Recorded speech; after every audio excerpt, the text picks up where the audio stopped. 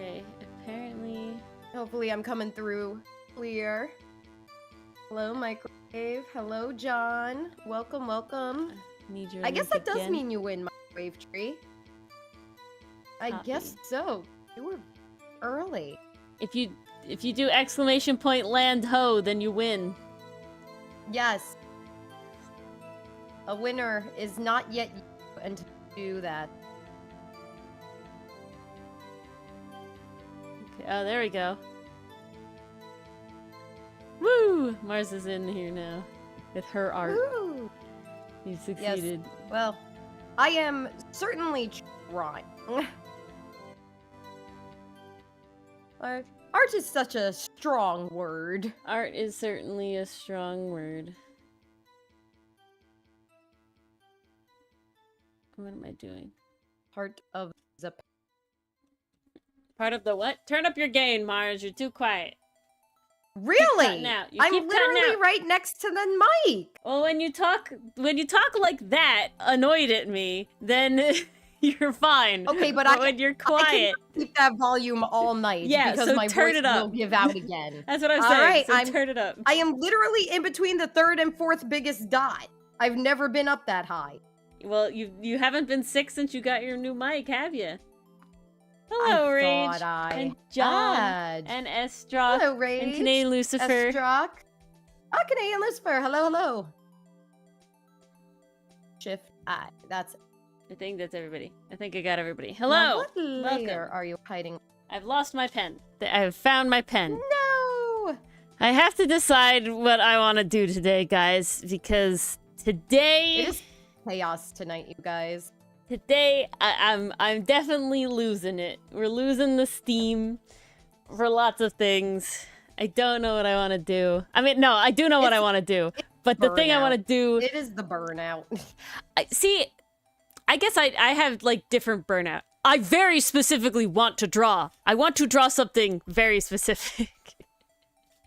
Losing art by steam. A little rage. I've hit a point where it was like I had lofty ideas, but I don't think I'm the kind of person that can make it happen. Not in the sense of, like, my skill is low. More in the sense of, like, I really like the idea. I really want to do, like a mass attack, okay? Like a actual mass attack. I've done, like, you know, multiple characters together, but, like, only 2 or 3, you know, total. Like, very... Hello, Pastry. That's not really a mass attack. Hello, Good to Pastry see Buff. ya. And so I had these lofty ideas. I have, like, little, like, a bunch of different ideas of, like, oh, crew members, other characters that are, like, hybrids with animals that are the same animals as my characters, doing little, like, selfie things. And then, which I have sketched out. But then it was also like, oh, what if there's, like, a bunch of pirates? And I don't know. I'm just trying to be, like... There weren't that many, obviously. Kind of sounds right? like I'm just very, art like... paralysis, perhaps? No! I had an idea, and I was gonna put Milano at the front of, like, the long rowing boat, and then all the rowers were gonna be other OCs, other pirate OCs. And I really liked so cute how that sounds, but I started doing it, and immediately I was like, yeah, and I don't want to do this anymore. Is it just the starting point of the art? No, or I is did just it. the whole I vibe drew is Milano looks great already, and then I drew one character, and that was fine. But then I went to draw the third character, and I was just like, and I'm not having fun anymore. Yeah, I think that's really it, Rage. Because there's, like, still a significant amount of art fight left, I probably will finish the ones I have sketched. But I think I have to just kind of sit down and accept that I'm not a mass attack person. that is okay. We still love you regardless. I want to do it, like, cool. I don't know. Because, and then I did myself a bad where I was on Art Fight, and I ended up finding all of these pirate OCs from just these 2 artists where literally they're like, this year all of our OCs are pirates. And it's like, oh shit, well, and they're all, like, based on animals and shit. So they're kind of like hybrids. They're honestly, they're like Kimono Mimi hybrids. They're not like collar hybrids, but That's still, pretty fun. it's still very cool. And so it's like, I want to draw relate us, them, Chuck? but I also then... Oh, I'm sorry. You relate rage. I'm sorry. I'm looking at chat from my phone. So I yeah. can keep up and also art at the time. Screen is so tiny. And they have really cool character designs. But so now it's like, I don't know which one I want to do. Okay, well that Or do sounds them like all. paralysis. Well, because the one thing is, it's like, my original idea was they have, like, synonymous characters with, like, our crew. So they have, like, a seagull or a pelican, you know, could be with, like, Aster. They have different sharks. Could all be They buddies. have a lemur, could be with Ferrex, cause haha, you know, lemur and fossa. what a wild. There's an alligator and a crocodile. How great, how grand. That's amazing. But then it's like it was made for our character. Cause then the problem is, what am I doing? John, there is one more week left of Art Fight after this. Yeah, it goes goes to for the month of July. Yeah, so we actually have 2 more Art Fight streams because the last day is is an Art Fight stream day. Yeah, it just goes all of July. It's just the 1 month. And so I'm just like, but then what are they doing? Because the other ones where I had, like, my characters interacting, I was, like, very immediately, like, what am I gonna do? Hello, Mason. Welcome, welcome. I think at this point, I have to draw at least one of each of these artists' pirate characters. Sadly, the two I like the most are from the same artist. Far too fitting. And maybe that'll inspire me. I think the fossa is great. Okay, we're gonna help me decide. Is good. The fossa is good. I love him. I gotta He's be greedy. honest. I think Ferrex needs some more art. The problem is again, like I said, when I did like all the cannonball sketches with the crew, it was like immediate. I was like, she's riding on Milano's shoulders, like charging in, like she's the captain. And it's like, oh, perching on, you know, as like it was like very immediate, right? Hello, Allie and Mason. Hi, Allie. Welcome, welcome. Going by so fast. We're in the end. I don't feel like that's fast. It really is flying. Craziness. My brain died. My brain paused. No.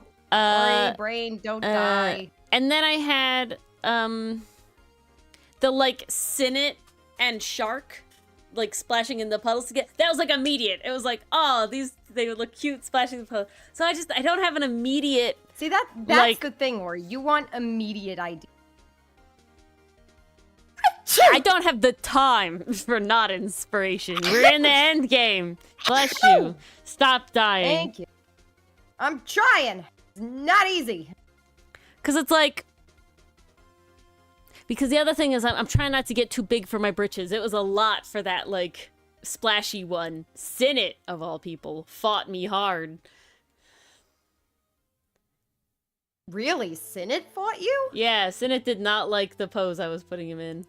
He came around, but they were did not unhappy with me. Splash in the water. Not the way I was having him splash in the water. I don't know. But Mom, I want to splash this way. Yeah. Well, they didn't want to splash anyway. Oof. Oh, yeah. Kaiju. Kaiju's great, Rich. Kaiju's been around nice, in our server since, like, the beginning of the comic, I think. Pretty early on. Definitely been a while, that's for sure. Thinking like this one, but then from the other artist, I guess... Do I like the crocodile? No, the crocodiles. The alligator's better. Are they both crocodiles? No, he's the alligator. Ori, I'm sorry to distract you, but Axis tail has that black and white pattern. The white first and then the black, right? No. It should be just all the black on top and white on bottom. Oh, that makes my life Thank you. Yes, that's how it should be. All right, I think I'll do these two then. You know what? We're doing art fight. I've been hit with inspiration to just do busts of these characters. Screw it. We'll start it. So I'm the only one doing comic work tonight? Yeah, what would you be doing? Art fight work? Well, now that my collab with Rage is over, no. So then, fine. Let me see what I'm doing for my job tomorrow. Alright, this is the trade-off. You do comic stuff tomorrow. You are the CEO of Guessing Things, Microwave.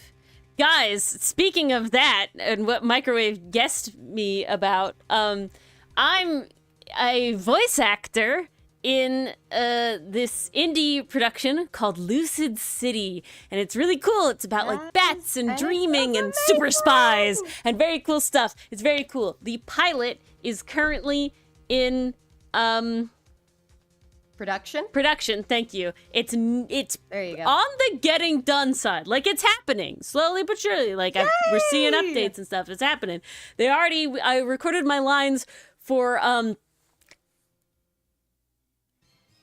I don't know how to explain how they're exactly cutting it up, but the next arc, I guess, for multiple things. It's like a prologue and chapters. I don't know if they're doing like multiple episodes or not. Like, I don't know how they're breaking it up yet. But well, that's fun. You are indeed Microwave from the beginning. But they did a little comic dub of one of the characters, surrounding one of the main characters, but, it has other characters and side characters, and I'm one of the voices in it. So if you didn't watch it, you should. It's only like 2 minutes. It's funny. And I got to do a little ad-libbing. Where is it? That's super fun. And then you can follow the channel for when more stuff comes out. It's very cool. I have... up to date on it. I'm excited for my role in the second episode, I guess. The pilot, I have like little stuff, but the next one, I am a named character. Which is very cool. I'm very happy with it. Yeah, so watch it. It's fun. I'm too lazy to color in between the chain. You're too lazy to color in between the chains? I'm too lazy to color in between. I'll deal with it. It's okay. Full on black chains and black. All right. Instead, I'm gonna put these guys. Okay. You know what? We'll finish off the not actually doing art fight things with. It's hard. I don't know. Never mind. Oh. We'll move on. Axe your hair. I'm not ready. Get ready. Your hair, You're gonna have to do it. So not ready. Okay, where is Drive? I need Google Drive. Outcast. So how was everybody's Tuesday today? Oh, I was gonna say something else. Is Enthuse here? I don't think Enthuse is here. Enthuse cursed my parents or something. I don't believe know. I saw Yeah. At least not yet. So Enthuse said they woke up to their basement flooded.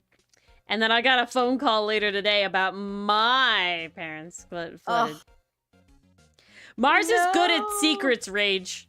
Mars is actually very good at secrets. Surprises. I did pretty good, Rage. She's pretty great. I did.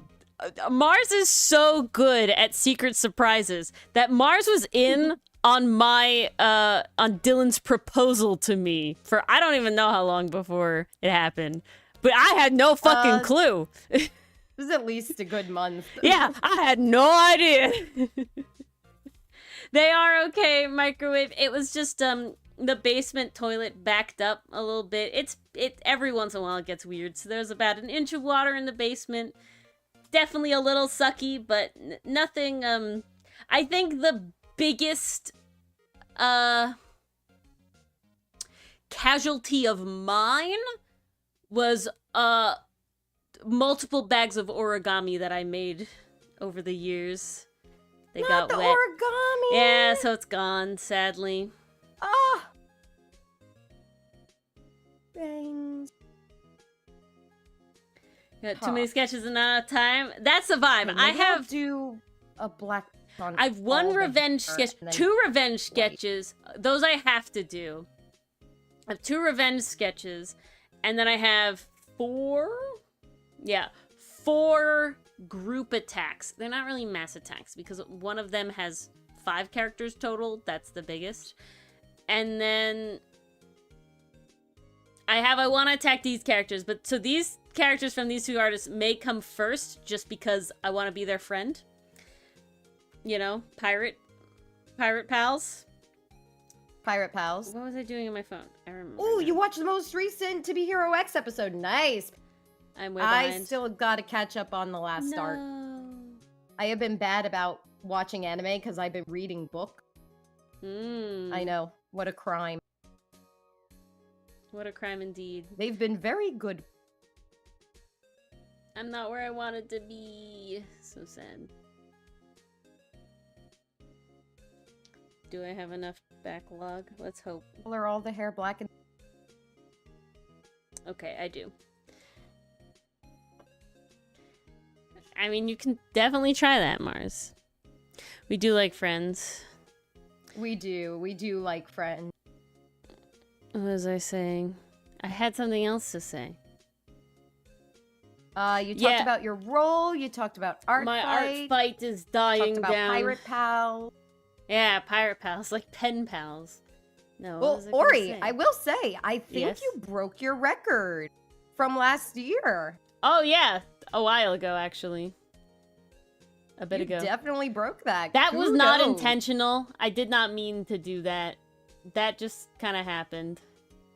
But you still Yeah, a lot of people are like, oh, going beyond. like every year it's like do more attacks than last year, and it's like no. Keeping it in like the third, No, like a do- 30. I'm do happy what with you're like capable 30. of. Otherwise, you're gonna hate yourself. I keep trying to go to the script for this freaking thing. No, and I keep not don't. doing it.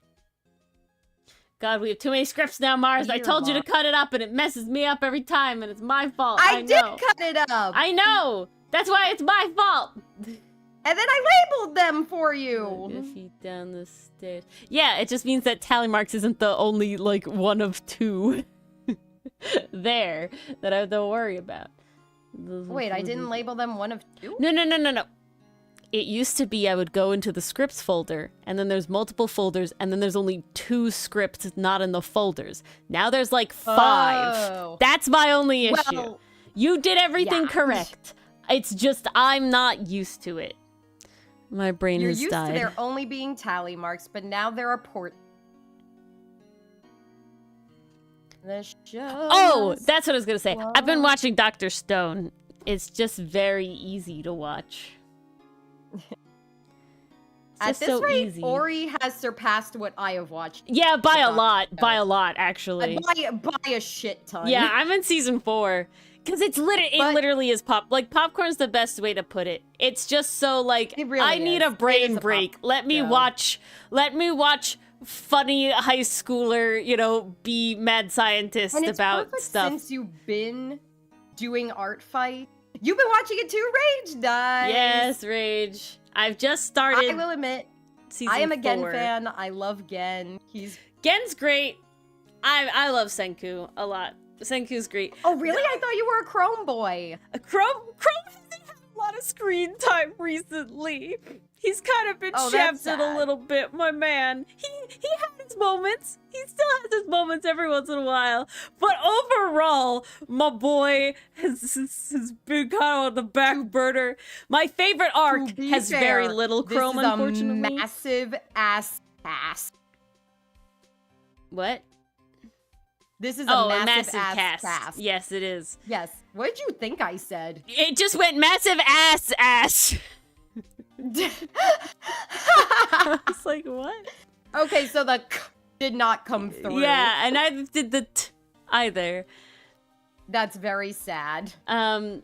See, guys, this is what happens when I catch cold. I become all Gen- nasally, and suddenly, There's a lot the of Gen. audio. It goes seems like brrr. the main. I will say I really enjoy the opening of season 4. like the opening song. It's like casino-y, like flashy, like it's very nice. Really, really, really I gotta enjoy. say, I love the season 1 opening. Ohio, Good Morning World. Mhm. That's a great one. Love the third one, which I think is called Rakuen, if I'm remembering correctly. And No then idea. all the EDs are on my playlist because they are such bops. I like the The third one, I was kind of like, okay, this feels like the opening needs to be here. I'm not attached to this particular one. theme of both the opening and ending on this one is really great. It's all about like it's very Ooh. casino and card and tarot card themed. There's a lot of I Gen. fucking love There's that. a lot of Gen. It's yes, great. yes. It's very fun. I like the vibes for the the beginning of season 4. Like, you know, they're kind of like bottle-ish episodes, I guess, you know. As bottle episode as something a Dr. Stone could be, you know, or it's never truly Okay. bottle, but it is like It's never truly It's bottle, but it's always contained. like a small step to get to the next goal. it's like kind of contained. But do you have a favorite arc, Rage? I don't know where you are on Dr. Stone. I love the Treasure Island arc. I And will say Rage, if you spoiler, I do not care, so don't worry about it. It never ruins the experience for me. oh, Allie, that's a vibe. I'm having way too lofty ideas and I really need to just chill. I don't know how I feel. It Feelings is are weird. tough some. But I love the Treasure Island arc. It'll be hard to beat. Now, we did learn something recently that I won't spoil for Mars in season 4 that I'm watching about the antagonist of that season.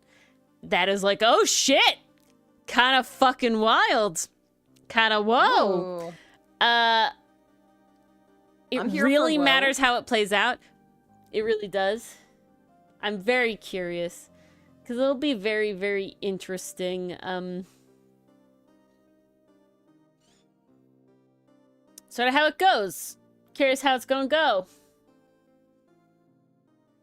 Okay, like this, Axis kind of looks like Milano's without the hair stripe. He looks like a somehow even fluffier Milano. I mean, he has significantly more hair than Milano. No, that was possible. Basically, I replaced all the scales on Milano with fur for X. You really did, honestly. This is how it happens. That's not a bad thing. That is not a bad thing. Let's our colors. What we gotta do now, guys? One little snaggletooth in there. Gotta. Okay, I think I'm gonna have to move this and add a frame that I didn't have added.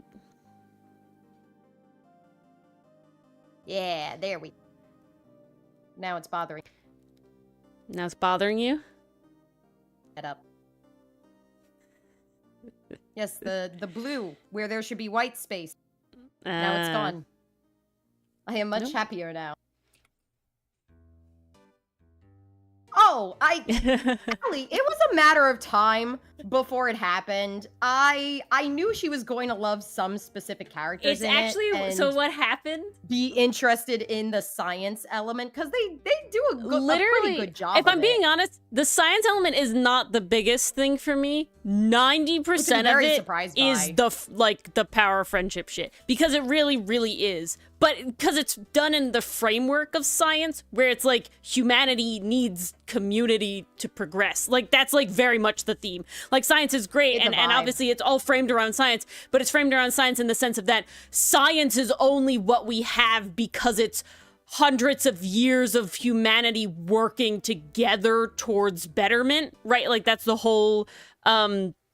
That's the whole gist. Of That's the plot. entire theme of it. So it's very much the idea of everybody has their place in society, you know, just because you're not the smartest or the strongest, like you have some,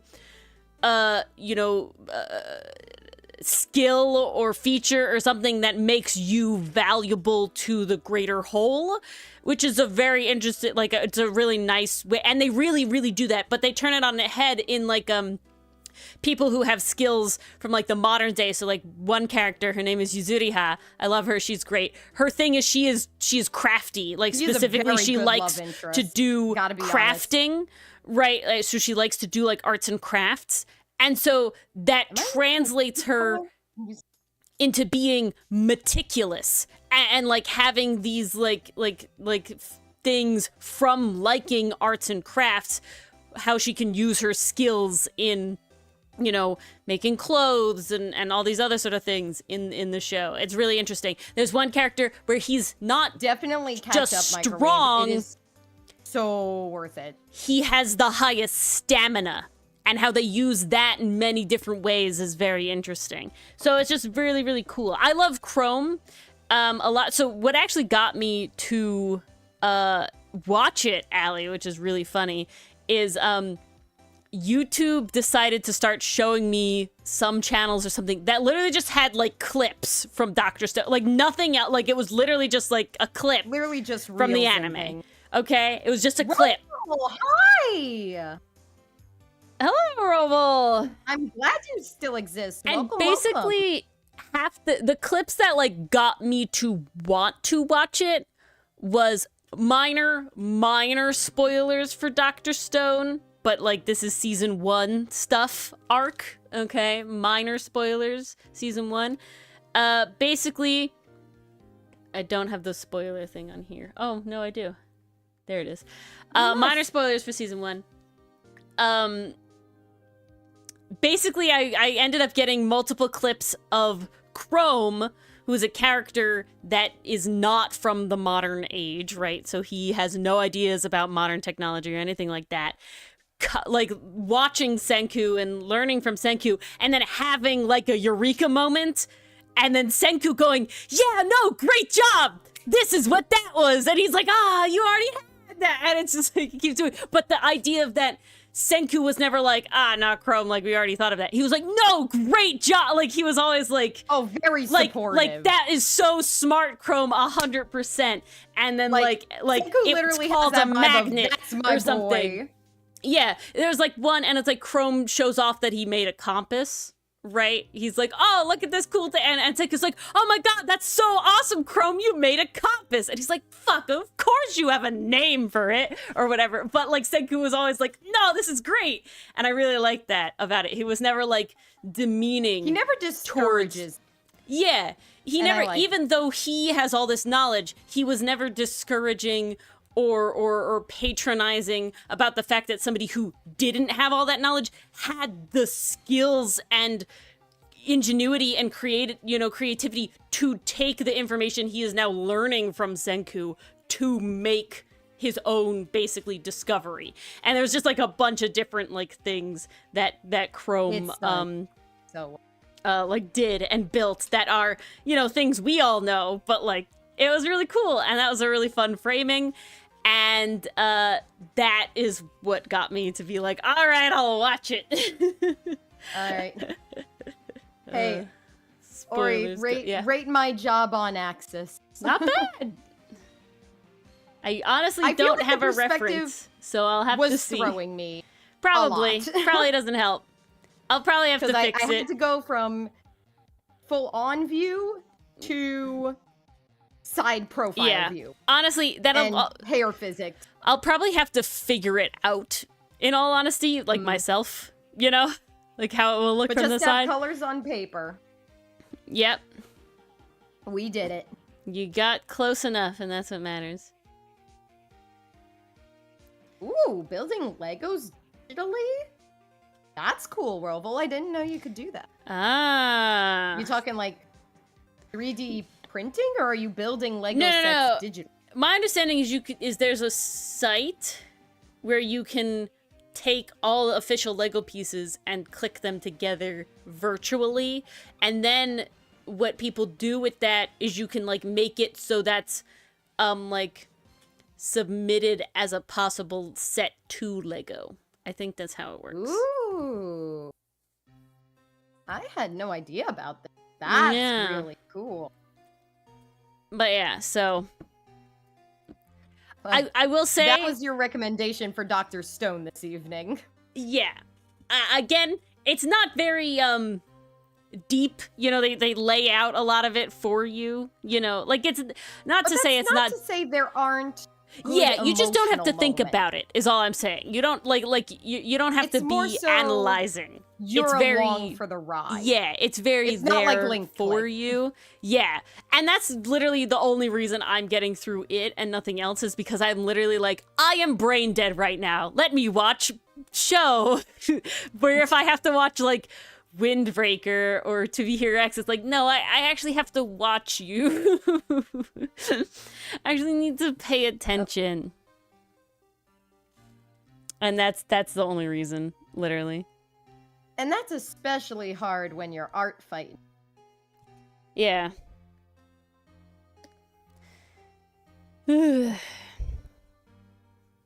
So I think the strat, coloring his whole hair black and then going with the stripies like I do the other boys, worked probably out the pretty best. okay. I'm gonna do it again on this. Yeah. No, Worked out that's fairly well, I'd say. Terrible. It's you could the just post stress it of in the getting used to museum. coloring a new Roval. boy. It's art. Oh yeah, for the Lego sets, please Yeah. do.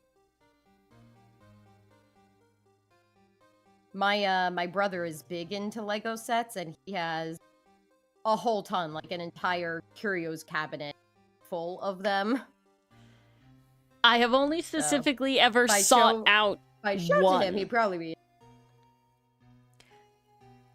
I have one Lego set. And it's the only one I ever was like, I really, really want this one. And I bought it myself. Because God, Lego can be expensive. Jesus. I have an X-Wing. And The more the merrier. I wanted it Roval. so bad. Just put as many as That you can one in one message, is- Roval. Price. I've seen the prices of It those. was They are like not- $60 when I got it, I think. Which definitely isn't insane, but like for Lego, and it's not like a massive Lego, It's you not know, like it's insane, not. but it also depends on like how old were you when you got it? Did you buy it like It was when recently? Then it's probably not. I think it too was insane when- a purchase. If you bought it when you were in high school, middle school, then it's like that's your whole year's worth of allowance. No, yeah, it was when like episode 8 of Star Wars came out because it is specifically Poe Dameron's X-Wing. I didn't specifically college? need it to be. I think so. I didn't think that need it was- specifically to be Poe Dameron's X-Wing. You know, like that wasn't like I needed it that one. I just wanted an X-Wing, and that was the only one in like circulation at the time, right? And so it X-Wing was like, acquired. yeah. Well, what I thought was so cool about it is you can shift it from battle mode to cruise mode. You know, like that was why I wanted it. Ooh. That was why I wanted it. Now I was like, that's fancy. the shit. No, you know what I was into? I was really into Bionicles. Oh, Bionicles were so underrated. I have so many Bionicles. I built those shits all the time. More people need. Bionicles are great. Okay, we can really zoom in here. Yes, you have, Roval. There we go. Welcome to the Oh yeah. club. What's a Bionicle? Microwave tree. A Bionicle So is glad you asked. by Lego, isn't it? I think it is by Lego specifically. And I'm not too Pretty sure it's Lego Bionicles, right? I want to It say is Lego yeah. Bionicle. So it's just like it's another kit Okay. of like, you know, you get little dudes and they're little fighting dudes and you like, you know, follow the directions and you put them together. But, you know, they were like animated. There's like show like the commercials like they fight and stuff. And there's a bunch of different like regions you could find them in and a bunch of different ones. And the really big ones, in my opinion, were really cool because they had nearly like, okay, Roval, okay. I like my Okay. favorite one was a big like white spider-like guy. Ooh.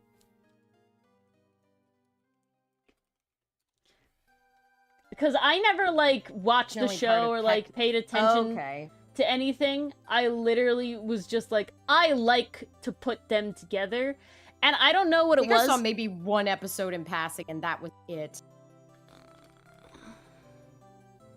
No, he didn't shoot spinners. He shot the regular balls. No, he was big. He was like and I wouldn't have called him like a spider fully. He was a big model, and he had long, thin, like spider-like legs. He had like a regular pea shooter thing. Spindle.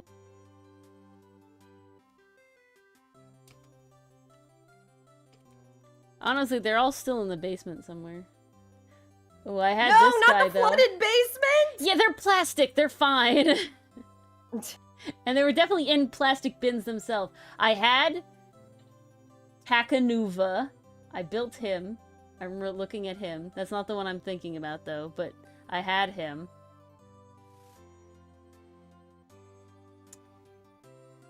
Didn't have you.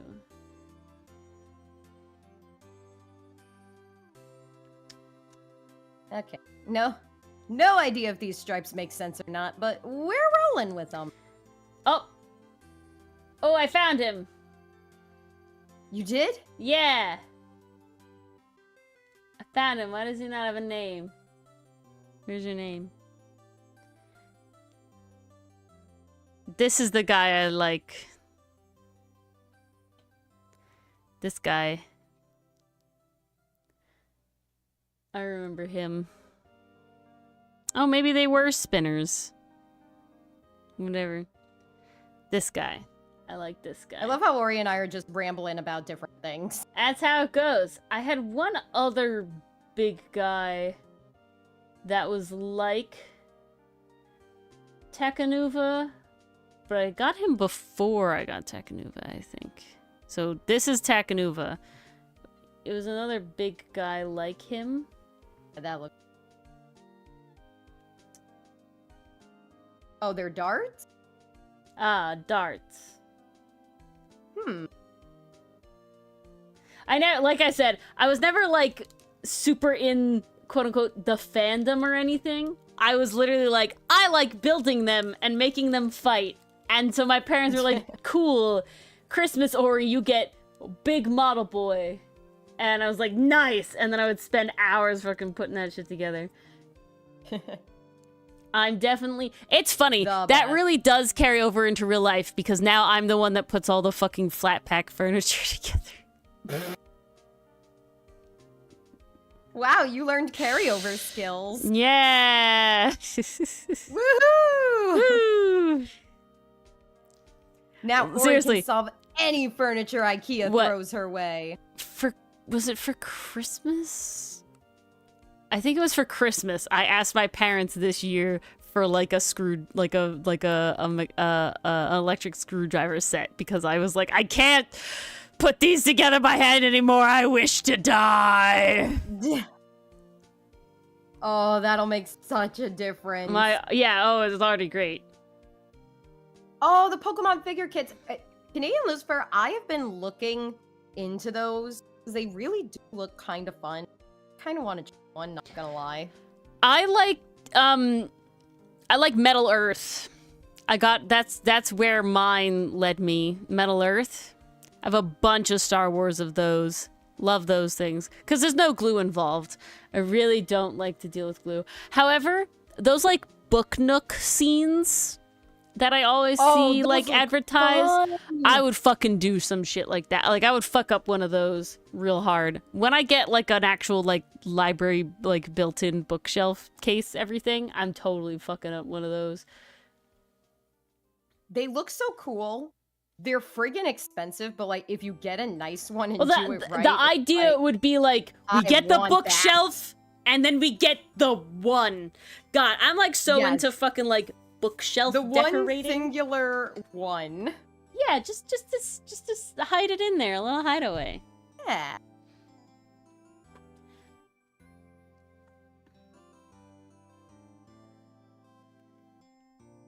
Oh, well, it makes sense they'd save Xerxes and Arceus for the big boy. Big set.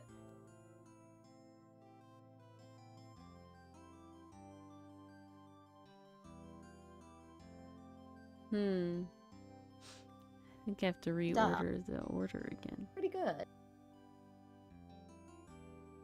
You do have some metal Canadian Lucifer. Which ones do you have? So curious. I have one I haven't done yet. Maybe two.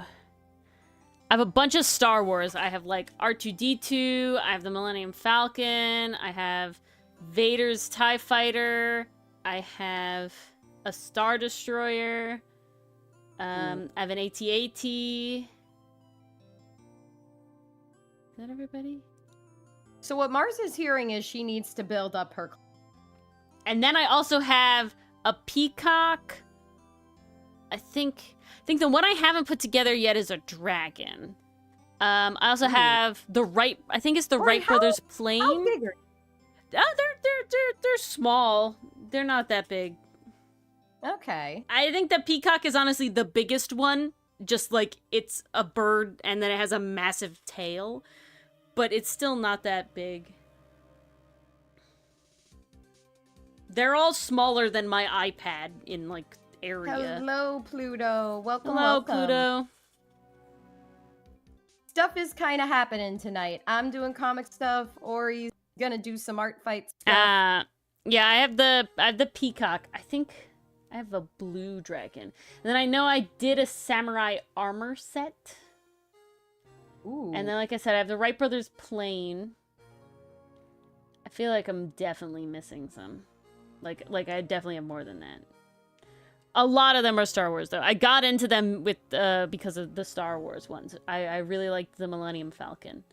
That was my first one. They just make those ones so...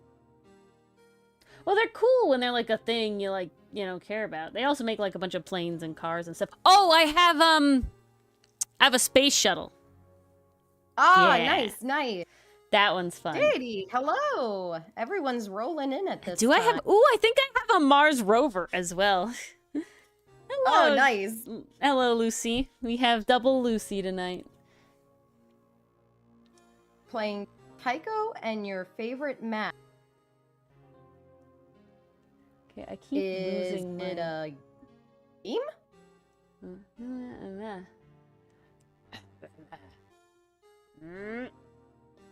I mean, Daddy, my day was all right. I called work today because I was still kind of feeling about 70%, not full 100. So I called out. It was nice. I got to keep up on my reading. And get further in Ni no Kuni. Oh, Allie, if you have not read the stuff I put in the reserve table, read it. Shit went down.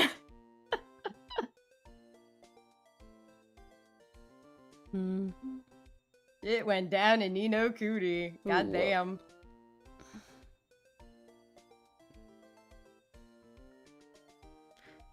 Give me your hand, boy. Give me your hand. Bend. Okay. We got you saying bend. We got me saying give me your hand. This isn't sus at all, guys. It's always sus. Guys, are you excited for Date Everything? I'm very excited for Date Everything. I'm so hyped. I'm very excited. Ori sent me concept outfits of what our avatars are gonna look like, and I lost my mind, in all honesty. Yeah. Mars died and went to heaven. I did. It was quite good. It was quite good. Good. Good.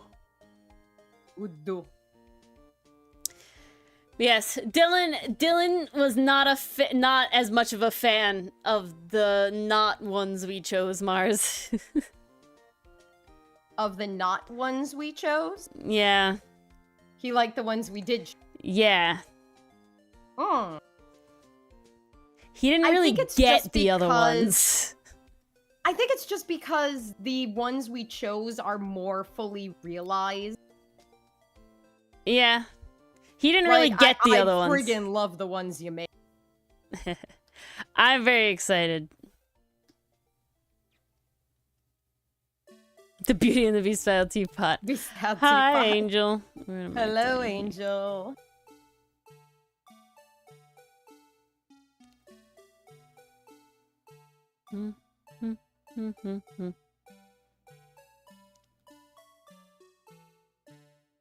There we go. That's good. We'll meet a familiar one made of fire? Interesting. This is in reference to Date Everything, right? Yes, I'm assuming it's in reference to Date and everything. Okay. I'm excited to see how many voices we'll recognize. Ellie, and that's why I was so mad! I'm very curious to see how many voices we'll recognize off the bat. I'm doubtful that I will recognize Sayu. Well, yeah, we're gonna get Sayu. I'm keeping an ear out for Sayu. Is it Dante in it? I'm pretty sure Dante might be in it. Yeah. I'm pretty sure Stephen Fu is in it too.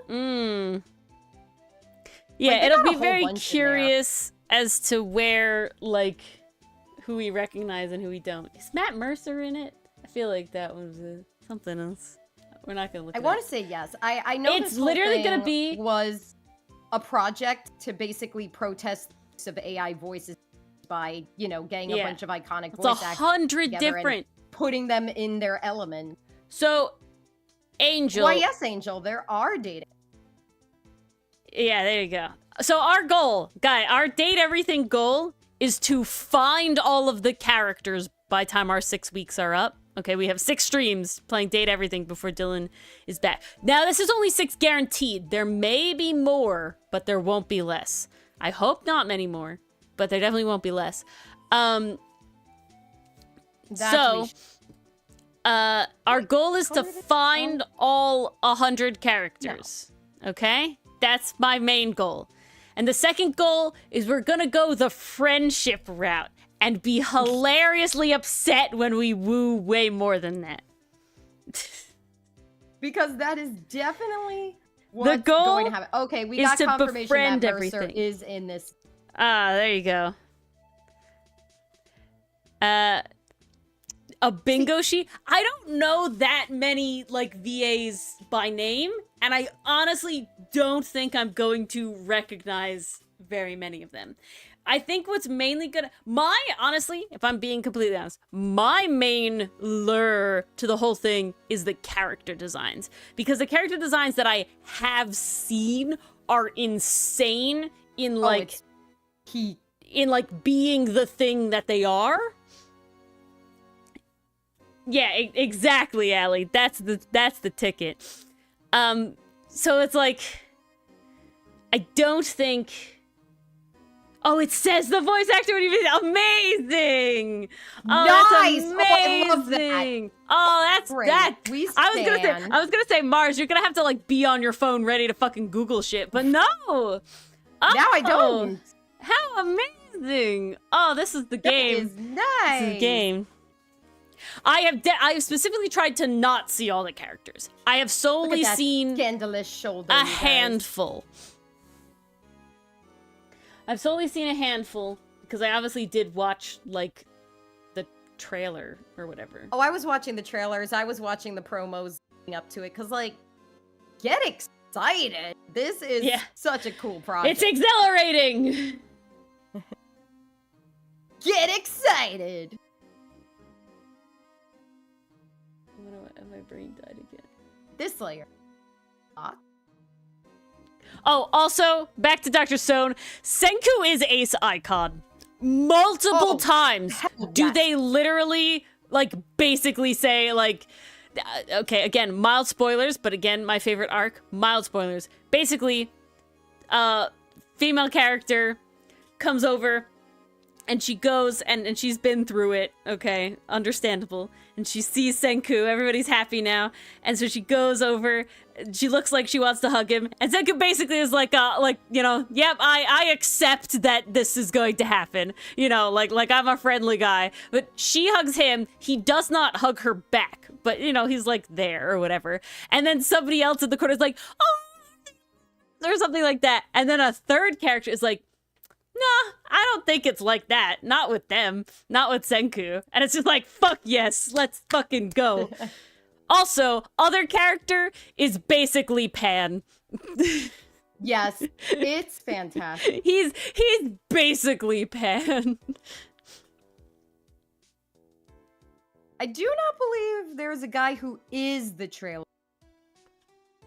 But maybe that's a trailer. Yeah, I'm so here for I'm really specifically here for the designs, Canadian Lucifer. Again, what I've seen has just been beautiful.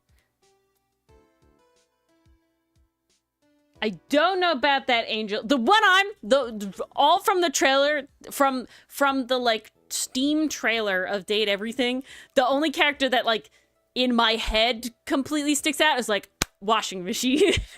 His design is so great. It's so genius. The fucking, like, wash symbol tattoos ended me. I was like, that is a detail. Oh, so good. That's the shit I'm looking for. Like, we're going in and it's like, that is the shit that I'm, like, analyzing all of the character designs for, like, little hidden shit like that. Oh, this is also because I, like, as a person, am surprisingly domestic in the sense of I know a lot of household shit. Like the washing machine symbols and what they mean, like the washing symbols. So I'm excited to be able to pick out a lot of shit. I am so excited to see how they incorporate the details of each appliance and item into the character. Exactly. That's what I'm hyped. Like, I'm ready. How'd they work in the poison symbols on the bleach? Right, Allie. Well, I got to try my hand at it, so hopefully we'll. I'm trying to think of what, like, because of course now Mars, because I love our outfit designs. I'm trying to think of like a pose we could both be in if we were to pop up as like a Date Everything character duo. I think I know what it is. I could definitely think of a couple, given our. I have a specific idea.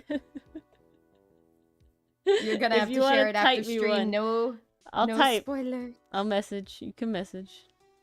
All right. I am getting through these axes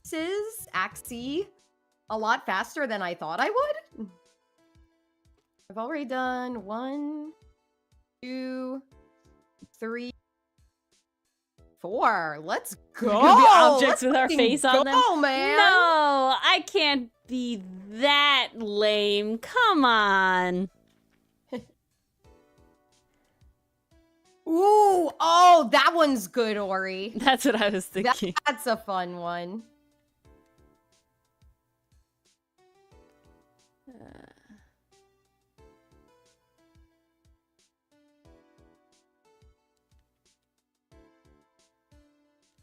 Okay.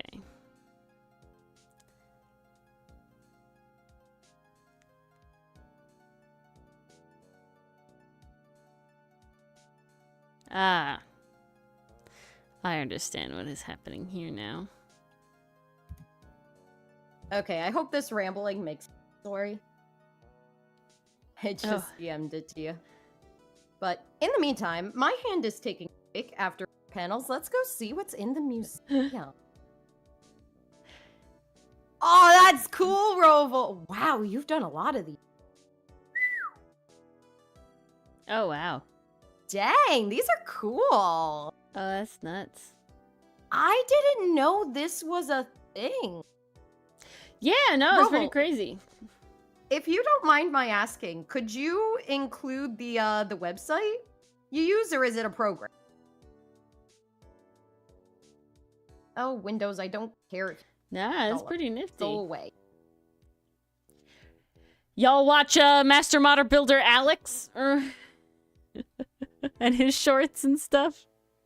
Because I know I do. Come on, we know one of you has to. If Roval doesn't, I will be surprised. Come out wherever you are.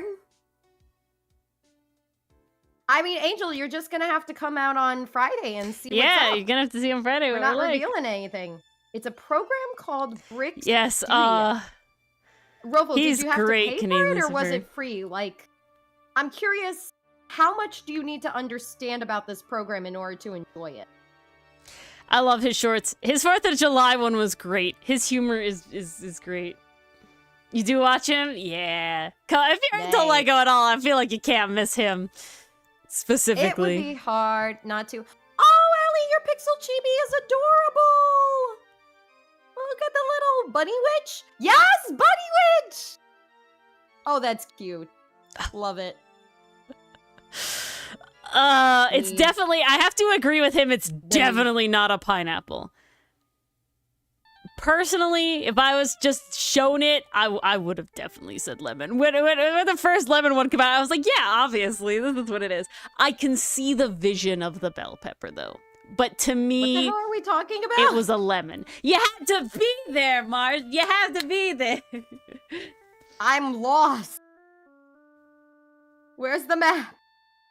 I see Russell. You have to go back and watch the Master Builder. Alex Lore. I will say, I love the jokes on Jerry, though. I've watched so good. Far too many videos. So good. Come on. Fill that brain with knowledge. I'm trying. Actually, no, you know what I've been doing for the last 2 days? Aside from playing Ni no Kuni and reading one of my new favorite books, Holy Beans. It was so goddamn good. I've mostly been watching backlogs of YouTuber drama and VTuber drama. Damn. I am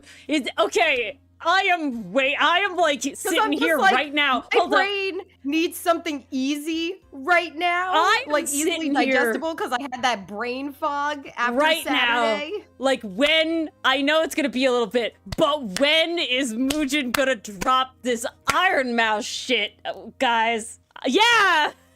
I was just like, oh my god.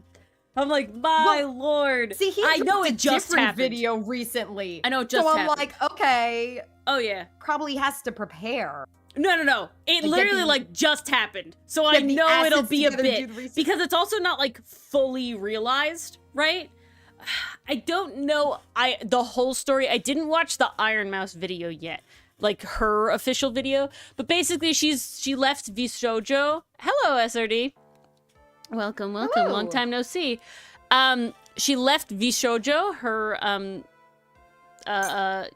VTuber company, and it, to my understanding, it has to specifically do with them not paying out a large amount of sum to charity. Yeah. Ooh. It's a charity. They were supposed to, you know, send a lot of money to specifically, and it's specifically like the charity of like the autoimmune disorder that she has. Like it's specific, like so it's like her main thing that she does. I'm actually reading it on Reddit right now. This is supplying to this charity. Yeah, exactly. No, I don't know what could possibly be going on with VShojo, and that's after the Mantis VTuber also left earlier too this year, you know? Yeah. Hello, exactly, Federico. Canadian Lucifer. Makes no sense. You're in South America right now? Nice. That's yeah, I know, crazy, Allie. VShojo has been a little... I didn't know it was that much. Yeah, it's like insane, so... Yeah. It hasn't, and like I said, the drama, quote unquote, has not fully been realized yet because it is like a legal proceeding, you know, happening. Like there's legal stuff going on. So I know Mugen will probably, I mean, that's what I'm saying, SRD, like, that's why I'm like, I'm waiting. Federico, I will be honest, the brain is braining tonight. It'll be a minute. Allocated it all to figuring it until we get all the info. Colors. But damn. Nuts. That's crazy. And because it's Iron Mouse, it's like wide-reaching. Like, I don't know what V Shoujo was Jim, thinking. Hello. Hello, oh my Jim. gosh, we got everyone in chat. Seriously, we got all the peeps. This is awesome.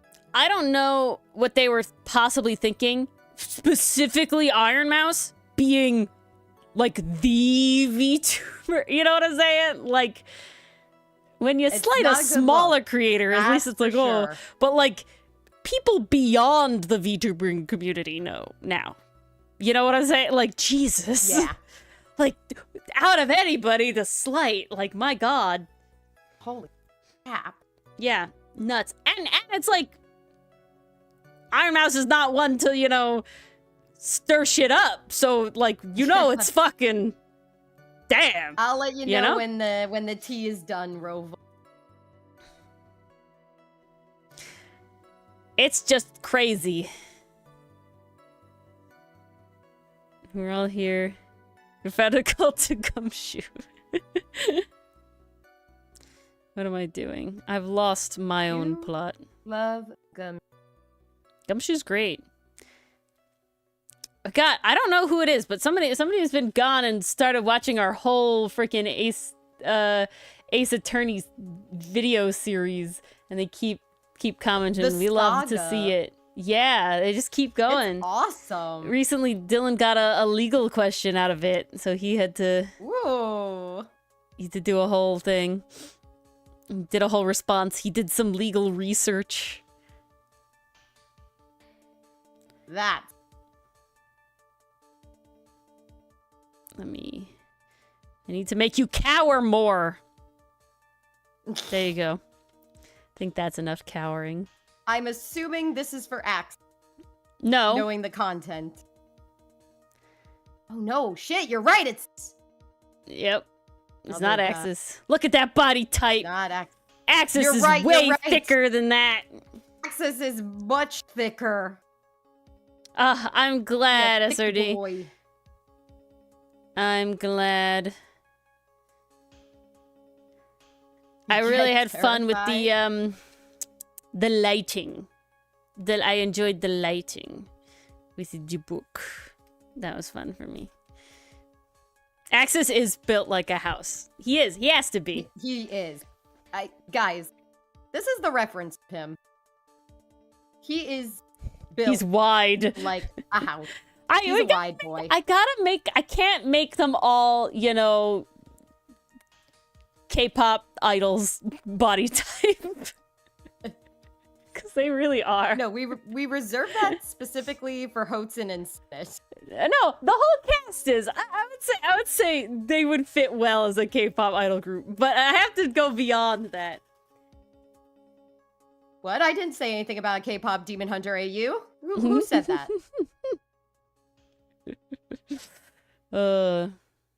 Although, Ori, I will be honest, I got another AU bouncing around in my brain now. What are you? It is all because of the book I read Oh this shit! past weekend. Guys, this book is called The Honey Witch, and it might be my favorite read of this year, barring Iron. the sequels to I Hear the Sunspot. Ah. But holy yeah, how's hell, that this going? book was so damn good. Oh, I Hear the Sunspot? Yeah. Oh, Did you finish fabulous. The art. No, I still have 2 more to go. I want to pace myself because I go Yeah, through manga yeah. so quickly. it? It's so And- fast. It's so fast, and like I want to pace myself because like I want it to last longer because the 4th installment isn't out yet, at least not to my knowledge. It's just those 3, and they're gonna go up to 7 seasons from what I understand. So I'm just like, ooh, okay. Oh, Now damn. I feel how Ori felt when she was waiting for Dungeon Meshi to come out. So Yeah. Also, Sasuke Miyano. That still keeps coming Yes. out. that too, and the spin-off because it's fabulous. Yeah, And- well, I think the next one to come out will be Hirano and Kagiura. I think that's the Oh, I next hope one to so. come out. No, I hear the Sunspot is absolutely fantastic. They're continuing with their lives. I found it so damn relatable because one of the characters is going around, he's looking for a job, and Right now I'm in the process of like searching, trying to find a place as well. So it's like that was very relatable. And then they threw in a good amount of drama, and it was cliche drama. Like it was a trope. Because light thing for you, Ori. Someone from crap, what's his name? I'm forgetting his name. The character who is deaf. Hard of hearing. Someone from his past, hard of hearing, yes. Someone from his past comes back, and it kind of throws a wrench into the relationship. But what makes it better is they don't do the sucky tropes that piss me off. Yay! They don't lie to each other. They do hide things, but then they eventually communicate about it. Yeah, they love hiding things from each other. I will say, that's their MO. They need to fucking, like... they need to open up to each other a little more.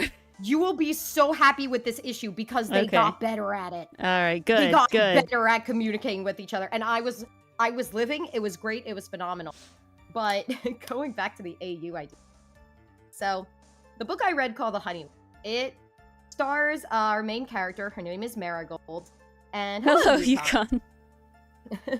Sorry, Yukon. It's the same time every week. Same days, same time. Yes. But are you in the Discord? So the book I was reading, it's called The Honey. It is great. It is fabulous. I highly recommend people read it because it's got some fabulous lines in there. I'm pretty sure I shared some lines from the first chapter in Reserved Table. So if you want to see what lines were really like, ooh, oh, this is gonna be a good book. Like I was hooked from chapter 1. I could not put it down.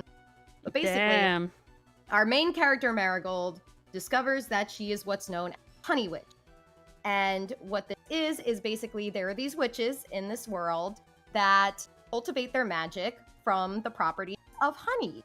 And by doing this, they command the bees around them I'm sorry, to gather honey sentence. from certain different flowers. Because, you know, pollen from lilacs are different, pollen from daffodils are different, and you need these different honeys in order to brew the potions. And I'm like, did you know? Fuck yes, let's go. This is great. That bamboo honey is so dark, it's nearly molasses. Oh, that's so good. It's so rich. You're making me want to go eat my honey now. Well, I save it for the AU. I'm thinking of one of the conflicts. Honey. Okay. No, don't think of the honey scene. Don't think of Jinshi. Gross. No, that's not what I was thinking of. I was thinking of happier thoughts from a time of Tumblr beyond, long before I knew of Jinshi's existence. Those honey thoughts. Well, those are different honey thoughts. Or read The Honey Witch, then you'll have even more honey thoughts. Oh, God. No, it is fabulous. It's such a good read. But basically, one of the conflicts that comes up is Marigold has to convince one of the people in the village that she does have magic. Because the other girl is complete non-believer. Calls it mythcraft. She's like, oh yeah, sure. Well, through the power of persuasion, I'm sure you could convince someone that your quote-unquote potion can help them find their soulmate. So that kind of becomes a little bit of the focus of the book, and then it morphs from there. It becomes a bigger plot. It's fabulous. It's great. Read it. But as I was reading it, I was like, AU with Hotsun and Milano. But what would be funnier is if Hotsun was doing it more apothecary style, where there is science behind it, and Milano is a doubter insisting that it is magic. Because that's the vibe. Such a vibe. Yeah, such a vibe.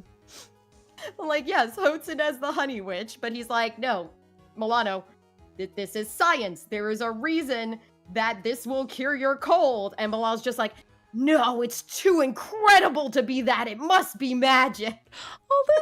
All this gives is there's a single episode of Adventure Time that I think is literally just called Wizard City.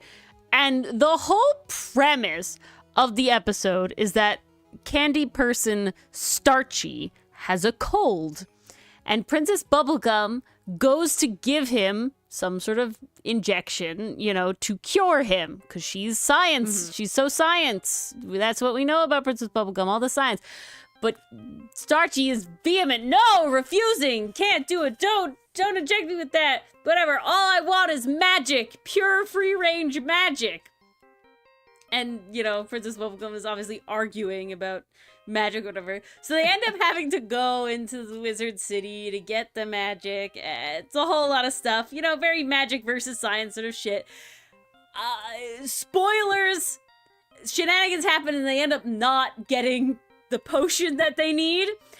But she's like, all right, I got an idea. And so she goes in there and Starchy's like, so you got my magic, princess? He's like, yes, Starchy. And then Finn and Jake hold him down. And she goes, wabba-a-dabba. And she takes the medicine. And that's all I could think about. That is not too far off from the AU I had in mind. Oh, there's a beautiful Finn line. Ooh. Magic must be better for your Deity? body. It's all natchy. So, Deity, if you enjoy Studio Ghibli or like more kind of calm stories, The Honey Witch was the perfect cottagecore. It literally takes place in a cottage on an isle filled with flowers, with a moon pool that controls magic. There's like gentle bees everywhere that bring you honey. It's so damn good.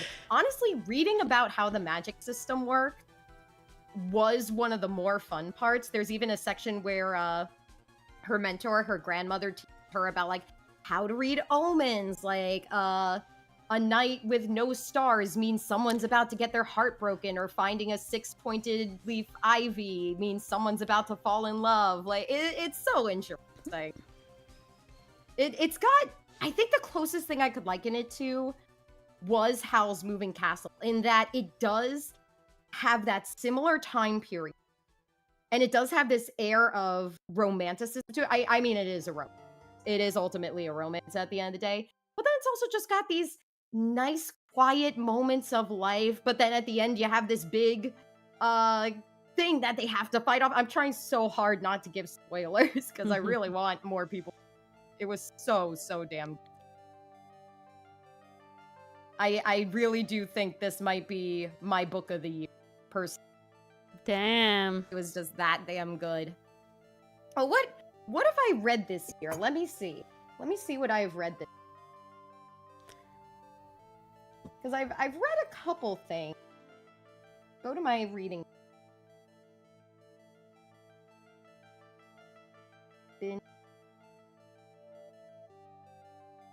So, okay. So I read Lost in the Neverwoods. I'm not counting manga, though there are some good manga. I've read Lost in the Neverwoods. I've read Flower Heart. I've read The Bookshop on the Corner. I've read Kiki's Delivery Service. I read Under the Earth, Over the Sky. That was a good one. That one was yay, really good amazing. also. And then I read The Honey. Yeah, I'd say The Honey Witch is a read. I have not read that many books, but mine is Iron Widow. I feel like it's very easy. Most of the books that are in my list are manga, because I've also been reading Witch Hat Atelier. Of course, I Hear the Sunspot. I was able to read the latest Sasaki and Miyano volume. And then I also read the manga memoir Until I Meet My Husband. That was a tearjerker. Holy. That was a... Mm-hmm. Ooh, yay, Deity. Let me know what you think of it.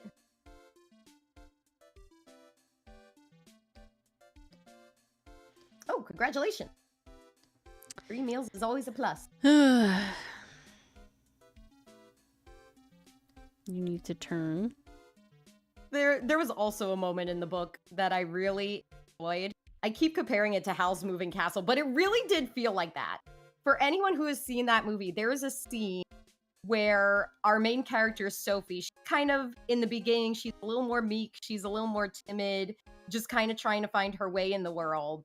And then you have Hal, who's like all suave, all cool, and he just rolls up and has all the lines. He's an immediate heartthrob. something very similar happens in the Honey Witch, which cracked me the hell up. Because at one point, Marigold, our main character, again, she has to introduce the girl who doesn't believe in magic to this world, and she's just like, oh yes, and I could do so much more with my power. Wondrous, isn't it? And I'm like, Marigold, you are Hal. You literally just became Hal in this moment.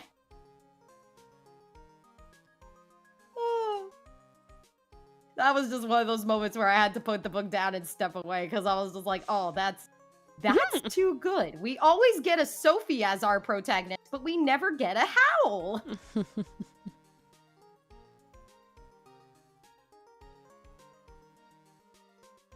My girl. Now I am reading Can't Spell Treason Without. So far, the first chapter does have me intrigued. It opens with a bang. Hmm.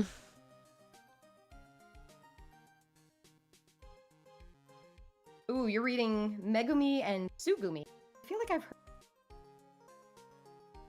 No! Don't cry over it, Canadian Lucifer! No, not the milk. Not the milk! It's very funny. I am definitely someone who would cry over spilt milk solely for the fact that I love milk so much.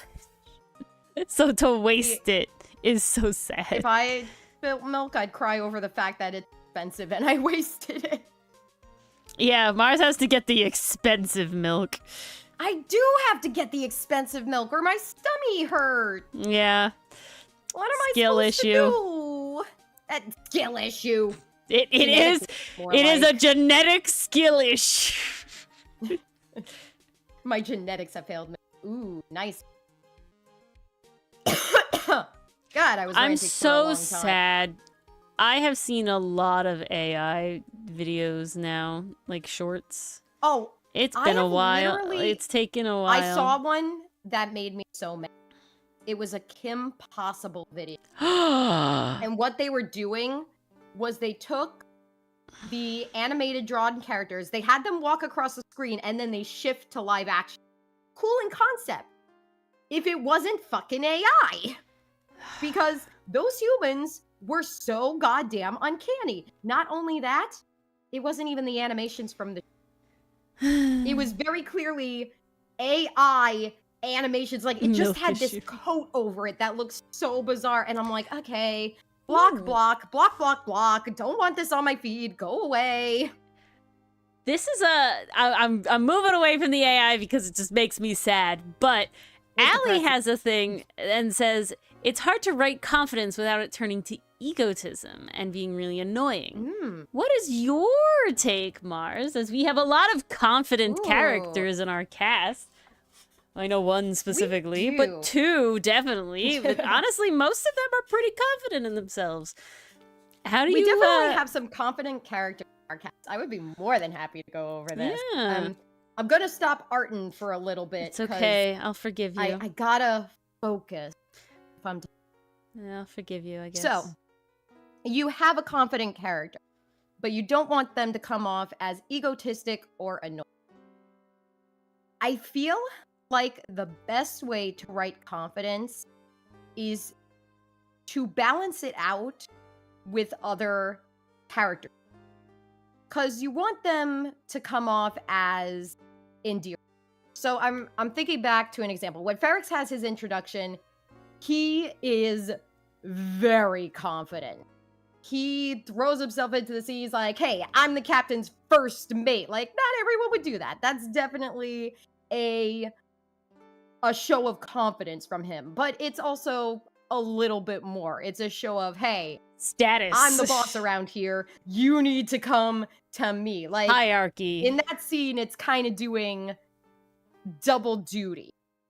It's serving to show he's confident, but it's also showing to serve he's kind of putting Hotsun in his place. Again, the way I usually try to balance out confidence, well, there are two ways I try to balance out confidence to keep it from being egotistic.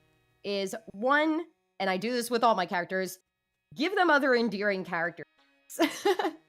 That is the best way to balance out a character. I could easily point to Sinet in this example. We see that he is very confident when it comes to his knowledge of and his pride with his garden.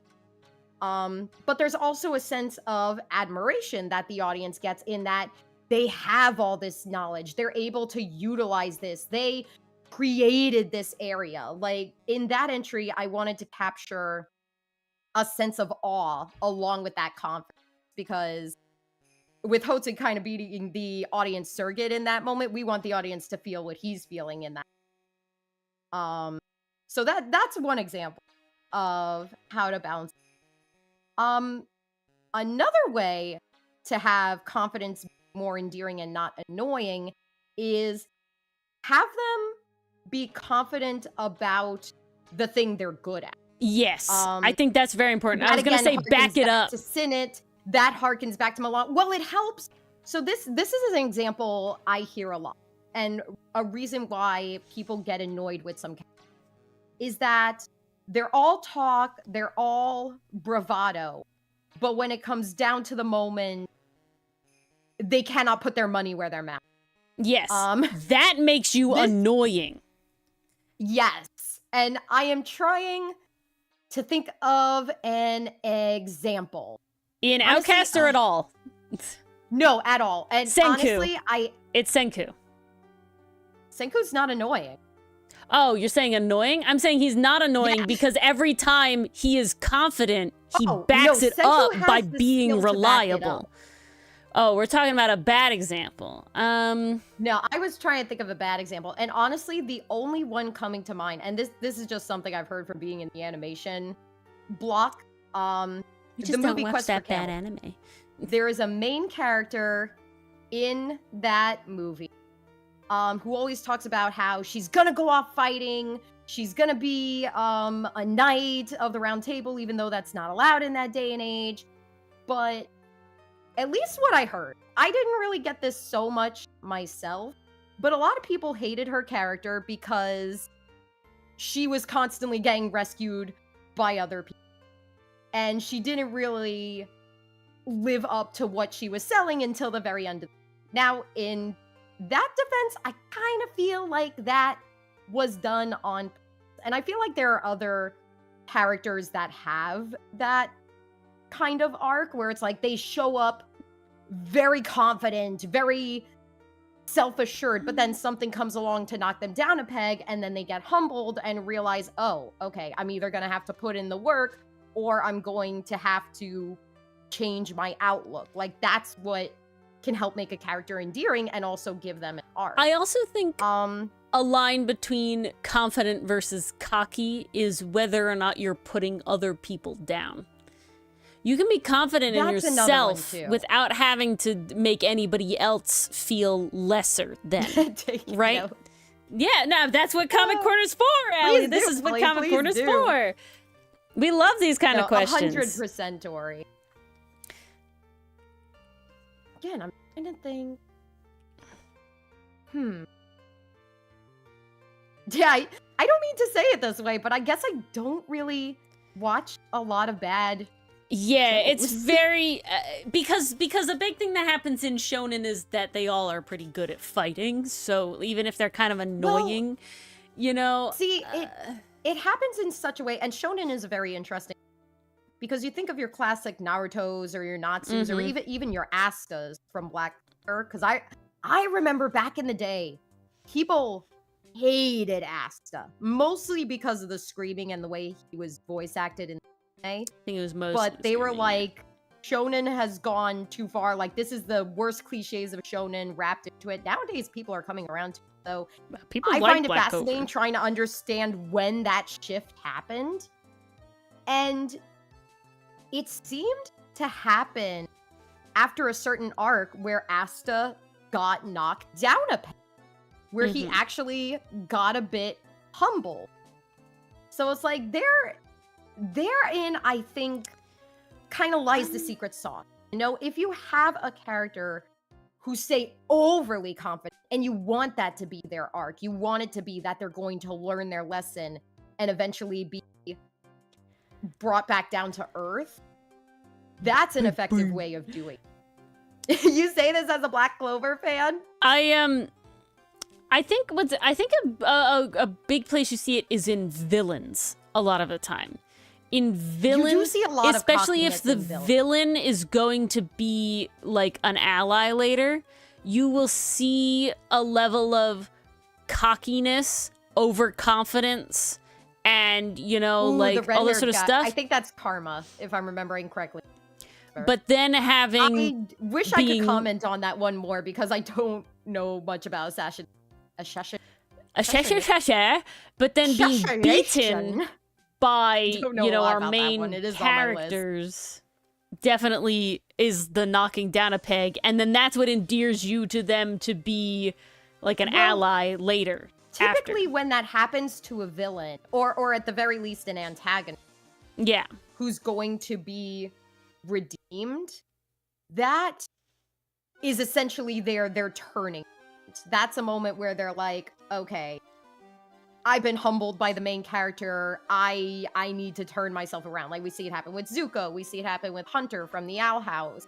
They have their classic, like, oh, we've been knocked down. We don't have our bravado anymore. Now we gotta pick ourselves up and essentially start from scratch and become a better person. So, Allie, I'm curious, in what... Oh! I just thought of an example. Gallo Demos from Promare.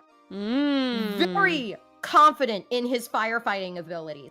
So much so that when in his character introduction, he comes on the scene, he's blowing kisses to the crowd, he's putting on a show, he's turning it into a performance, and he literally turns to his chief saying, I'm hyping up the crowd, when asked, what is he doing? And even the chief is like, quit fooling around, do your job. Now, this could come off as very annoying, because in this scene, people's lives are in danger. There's action happening, and we're kind of like, okay, get to it, what are you doing? And he does scream a lot. I could see that getting on people's nerves. I think what saves it is, one, we see the underlying motivation behind that bravado. And that's his passion for his job. He loves being a firefighter. He loves saving.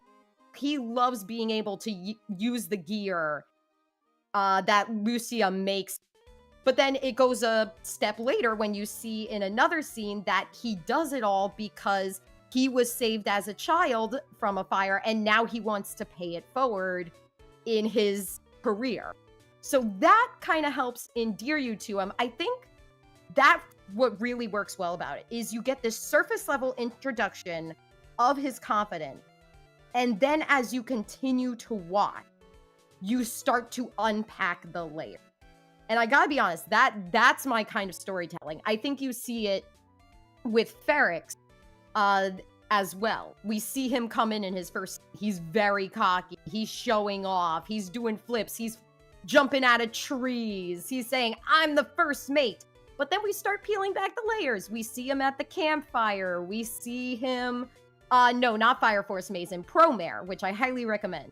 It is a very, very good an anime movie. Actually, that has another example we could talk about in a moment. So we get the campfires, right? Ferrix comes in, he's tired as hell.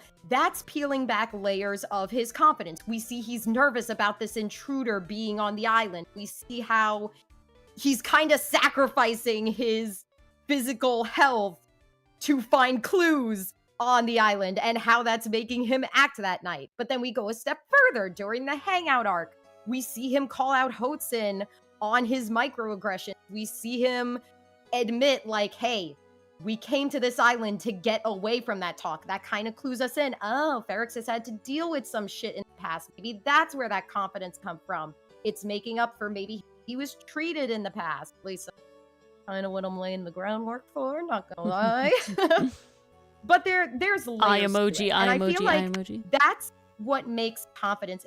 So Allie, I don't think it's necessarily a bad thing if initially the confidence comes off as because sometimes that does come down to personal preference. I did not mind when Galotimos came on and started shouting bravado, shouting about how he's going to save people, being like, Matoy Tech will save the day. Like, I was having a blast. But there are certainly people who would watch that and be like, oh man, can this guy just shut up and get to the action already? And I could see that. I could totally see that side of the. There's also a difference, though, in it is the character development. The character, but I also think there's a difference in delivery. And obviously, you know, voice acting is not a part of a comic, but the expressions really? and the. You were taken from us too soon. He did an amazing job as Galo. But you know, because in a comic there's not, you know, default voice acting, it's definitely exactly what they're saying, the actual words coming out of their mouth, but also their body language and like expressions, right? If your character has a big, genuine, you know, sunshine golden retriever dog smile as they're saying, Milano, you know, let's go, we're gonna kill him, we're gonna get it done, you're all safe with me, you know, and they're like puffing out their chest, but like really happy sunshine. That's a different vibe than, you know, the smarmy, I'm definitely kind of posing, you know, haha, yeah, I can definitely do this. Come on, cheer for me, you know, whatever. Like, those are two, they're both confident, you know, in the sense of that they're both confident that they can beat this villain that I've made up, right? I mean, but think they both about, enjoy like, the show. Characters that end up on the top 10 most annoying characters list. Scrappy Doo, full of confidence, needs to be rescued all the time. Yeah, what does he do? Because that's another thing. What is when the confidence becomes a hindrance to either the plot or the character. That's another one. I did say we would talk about Fire Force in a minute, because I could think of an example from that. There is a character, Arthur, who is... he is actually living in his own fantasy world. He believes he is a Knight of the Round Table. This is spoilers for Fire Force, by the way. This is a wild entry to that anime. I know nothing about this anime except what you've said and various, I gotta set the scene. things. I gotta set the scene. Oh, no. Basically, do you want to put the spoiler on the table? We can put the spoiler on the table. Fire Force spoilers. That is quite the entry into that anime. I will say this. Fire Force is a popcorn show. It is so a popcorn show. I tried to treat it like a sit down and watch show, and no. It is a popcorn show in the highest regard. But basically, it's kind of a similar premise to Fire Force. You have these firefighters who are fighting fires, essentially. Except in their world, it's if a human spontaneously combusts, they become a fire spirit, and we gotta control that, because we don't want that. At least that's the premise. I've gotten to season 3, and the plot is literally kind of copying the coup arc of Full Metal Alchemist Brotherhood. So I was kind of like, deja vu, okay. But it's not bad by any. So what happens is there is a team of firefighters again who have special powers to fight these fires. And one of them, his name is Arthur Boyle, and his power is he's able to manifest his fire in such a way that it can come out of a handle and form essentially a lightsaber. He basically has a lightsaber. Excalibur. Yes! No! I think, yes. If I remember correctly, and please correct me if I'm wrong, Mason, I'm pretty sure he does call it Excalibur. I would be surprised if that is not the case. Because he also declares himself a knight. And he does this... It's not plagiarism if you steal from yourself. I mean, Mason, I don't think... Full Metal Alchemist was written by somebody else. The Fire Force was written by the same person who did Soul Eater. Yeah. And from what I understand, there's actually a connection between Fire Force and Soul Eater. Apparently, Fire Force is supposed to take place after Soul Eater, which is very interesting. But, I don't think that's gonna make me want to watch it anymore. No.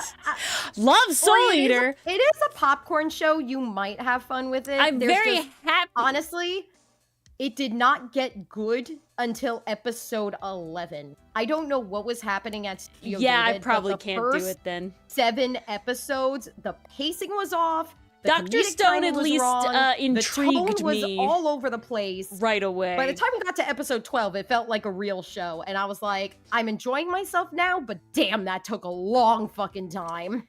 Yeah. No, probably not. Dr. Stone managed to keep it because at least the premise was immediately interesting. The premise was interesting, and you follow a character who has a lot of confidence like Senku, mostly out of admiration. I think there's also this branch of characters who have lots of confidence, but you admire what they can do. Like, these are your Sherlocks, these are your Senkus, these are your Mao Mao.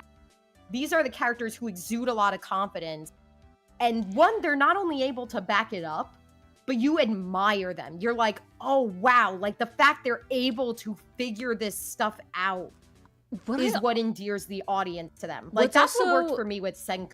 Because watching him invent all this modern tech in what was essentially the Stone Age was really cool. And that endeared me to the story, because I was like, oh, I wonder how the author is going to get them out of this one. I wonder what new science trick is going to help them with this problem. And that made me want to keep going.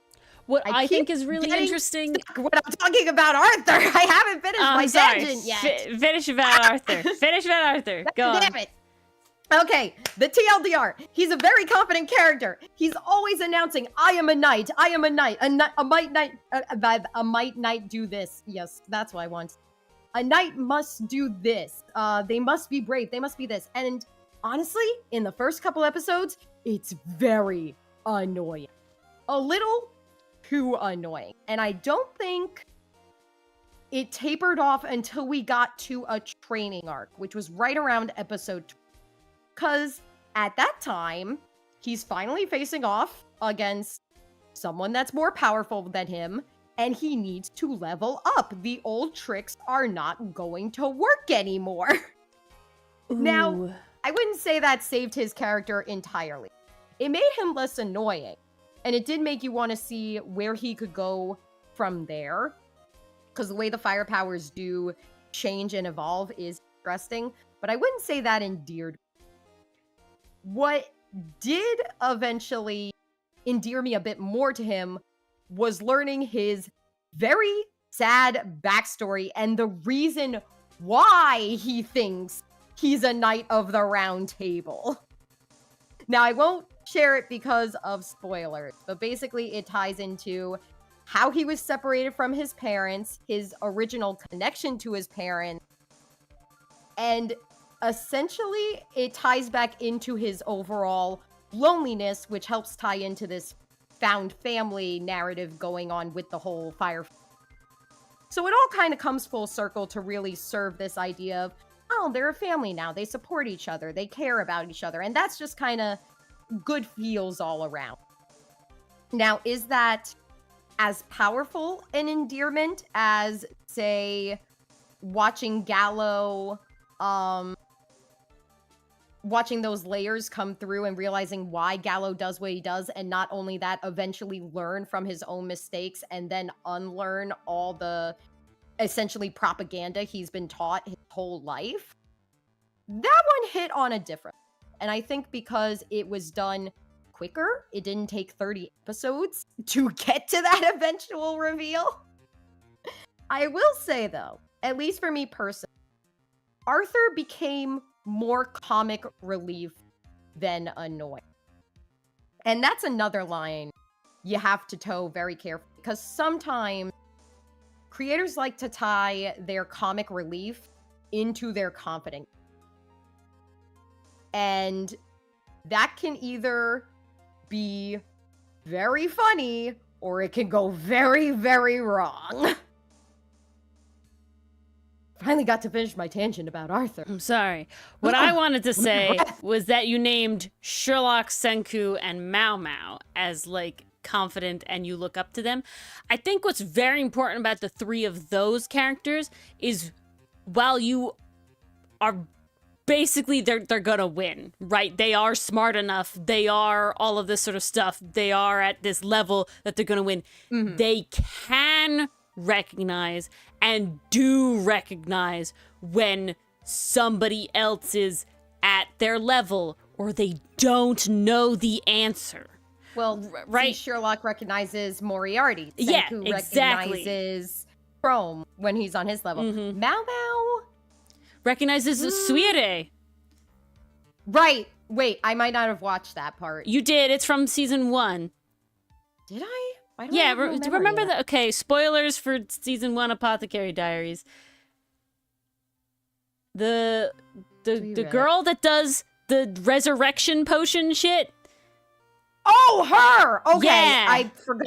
I forgot her name. That's Yeah, why. her. She fucking is constantly like, I need to know about this potion thing. Like, that's the cool shit. Like, that. I need that. Like, she did her good shit. You know, like, she did good shit. Like, she can recognize that the whole time. You know? She recognizes that. She also recognizes her father, that her father's better than her all the time. Like, you know, she isn't like, oh, I've surpassed the master. Like, my dad is still better than me. You know, like, he still knows more.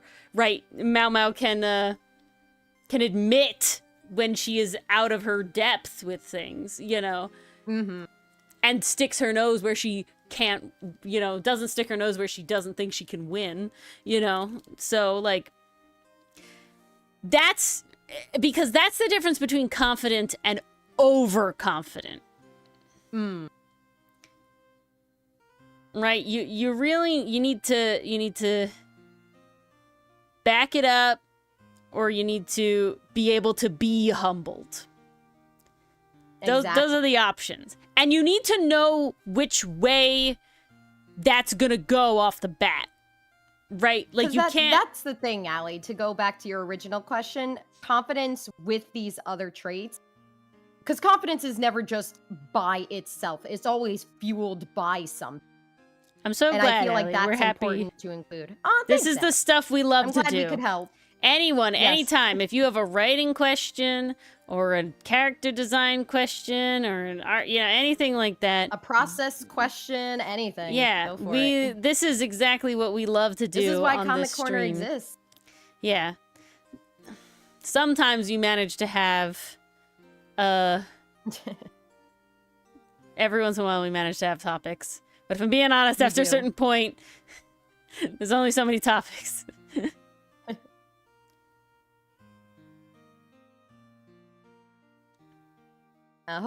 Hopefully that helps, Sally. All right. I honestly have a lot of fun writing confidence. Oh, go for it, Allie. I Please. enjoy that the vast majority of our cast is confident, and all of them are definitely confident in some regard. Yes. None of our characters are completely... And that helps because they all have their own niche. Yeah. Like, there's some crossover in their skills. I mean, they're all pirates, so they have to have good fighting abilities, but they're all capable in their own way. And that's what I like about it. And they feel and they feel also serve needed as a very good role model in for Hotson. the group. But even Hotson is confident about his technical knowledge, right? Like his book smarts. He is confident in that. He knows. He just has to be confident. Well, he does know, but he might also be. But he might also be a little cocky sometimes. It's like he has to be learned. He has to be taught a lesson, or 3, or 12. 20 Man, at least. Man needs some help. There's no question there. He's getting there. Slowly but surely. How do you make a character seem good at their job, but at the same time make mistakes? I'm away from Scarlet. Make a mistake, but I don't want the audience to do a good job. Ooh, that's a very one, Allie. I really think this is I like this sort of thing. The main bit is you need to make them win first. Okay? You can talk them up all you want, but we don't want to be the Worf issue from Star Trek. No, right? This is the classic show, don't tell. Very, very important. You need to make them do a good job first. So no matter how many pats on the back, oh, they're so great, no matter how many medals they have on their freaking thing, doesn't fucking matter to anybody in the audience if they don't do the thing good first. Okay? This could be as much as like a lot of things like open with your protagonists like winning a fight. Right, like that's acceptable. If you open and they're in a fight and they win, and that is like your first scene of seeing this character, that is acceptable. But you can't come in and have the character not do stuff. Then later on, so now you've established that this character is actually can do it, actually in action. Also can have accolades shown in other ways with medals, with other characters looking up to them or saying like another good job, whatever, you know, some other show of a thing that, you know, just adds to it. Then when they make a mistake, you need to really show how they feel about it. Because when you have characters that are good at the thing, right? And I think everybody here could relate. When you're good at a thing and you fuck up the thing, you're not okay. Now you have to explore how they're not okay. How is she not okay with this? Is she gonna try to cover it up? Is she going to accept help? So is she going to be embarrassed? What is her Is she spiral? going to be mad at herself for making the mistake? Does she now have imposter syndrome that she was never worthy of all the things that happened? Everything else was a fluke until now. Like what? Because somebody being good at a job and then messing up is not going to be the same as somebody that always messes up. Right? They're two very... If I'm constantly... Say, I'm not... So Dylan is a beast at the game Smash Bros, okay? Dylan could have done tournaments, okay? I am not said beast at Smash Bros. However, I am, because of playing with Dylan and him, like, actually trying to teach me things, absorbed something, and am thus better than your average Smash Bros player. Better than your average player. Yeah. I am not tournament worthy. You know, Dylan wipes the floor with me.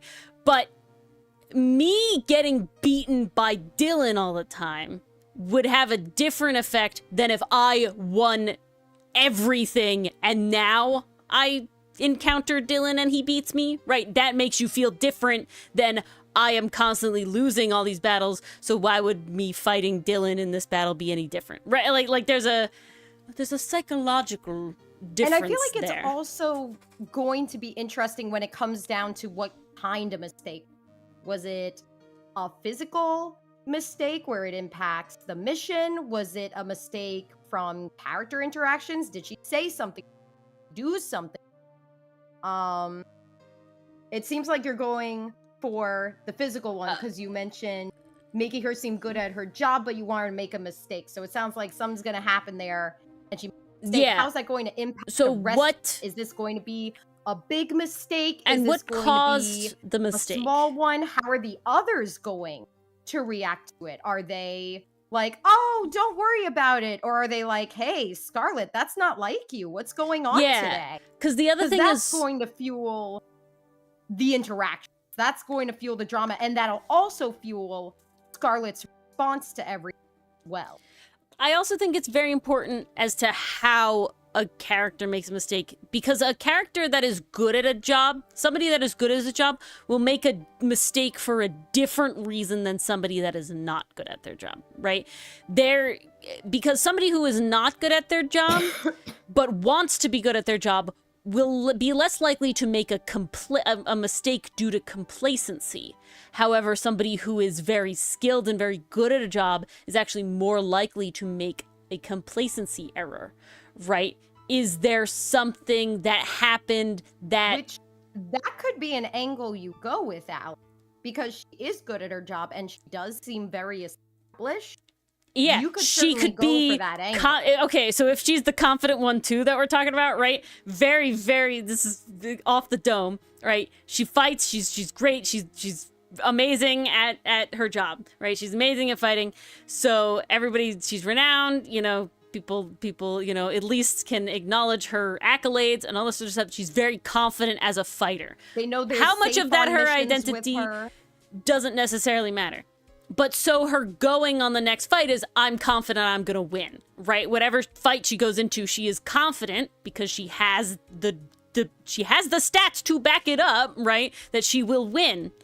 But she And that's underestimated another way something. You can show the confidence, Allie, in how other people respond to her. If other people are going on a mission with her and they're like, "Whew, we're gonna be safe. Scarlet is here." That's a way to show she's competent at her job. Oh, I'm as glad well. that, you know, we're on this mission with her.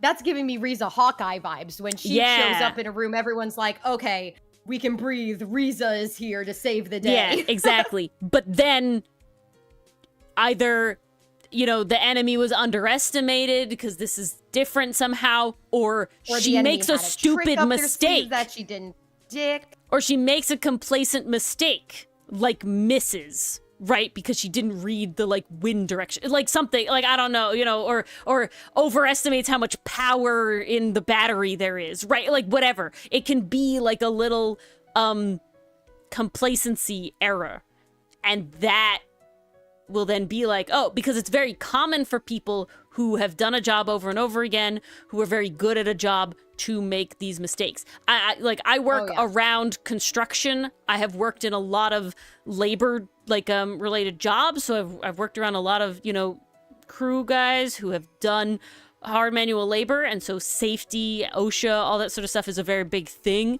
I've been a part of. And the biggest thing is when you get comfortable with a tool. I mostly work around chainsaws.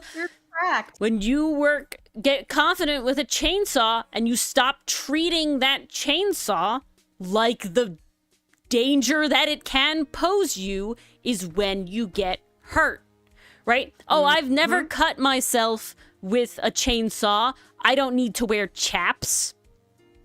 Yep. Oh, you fucking cut yourself with the chainsaw. That, you know what I'm saying? Like, all this, it's not a Chainsaw Man reference. I work in trees, Mason, so there's a lot of chainsaws and other large machinery. Trees are just part of the job. But, you know, like, a big one I see is I work around a lot of jackhammers. There's these little, you wear steel-toed boots, but then there's these little metal plates that go over the laces of your steel-toed boots. So you're always wearing steel-toed boots, but then that's only the toe. So they put these metal plate things over the like laced area of your boots to add more protection.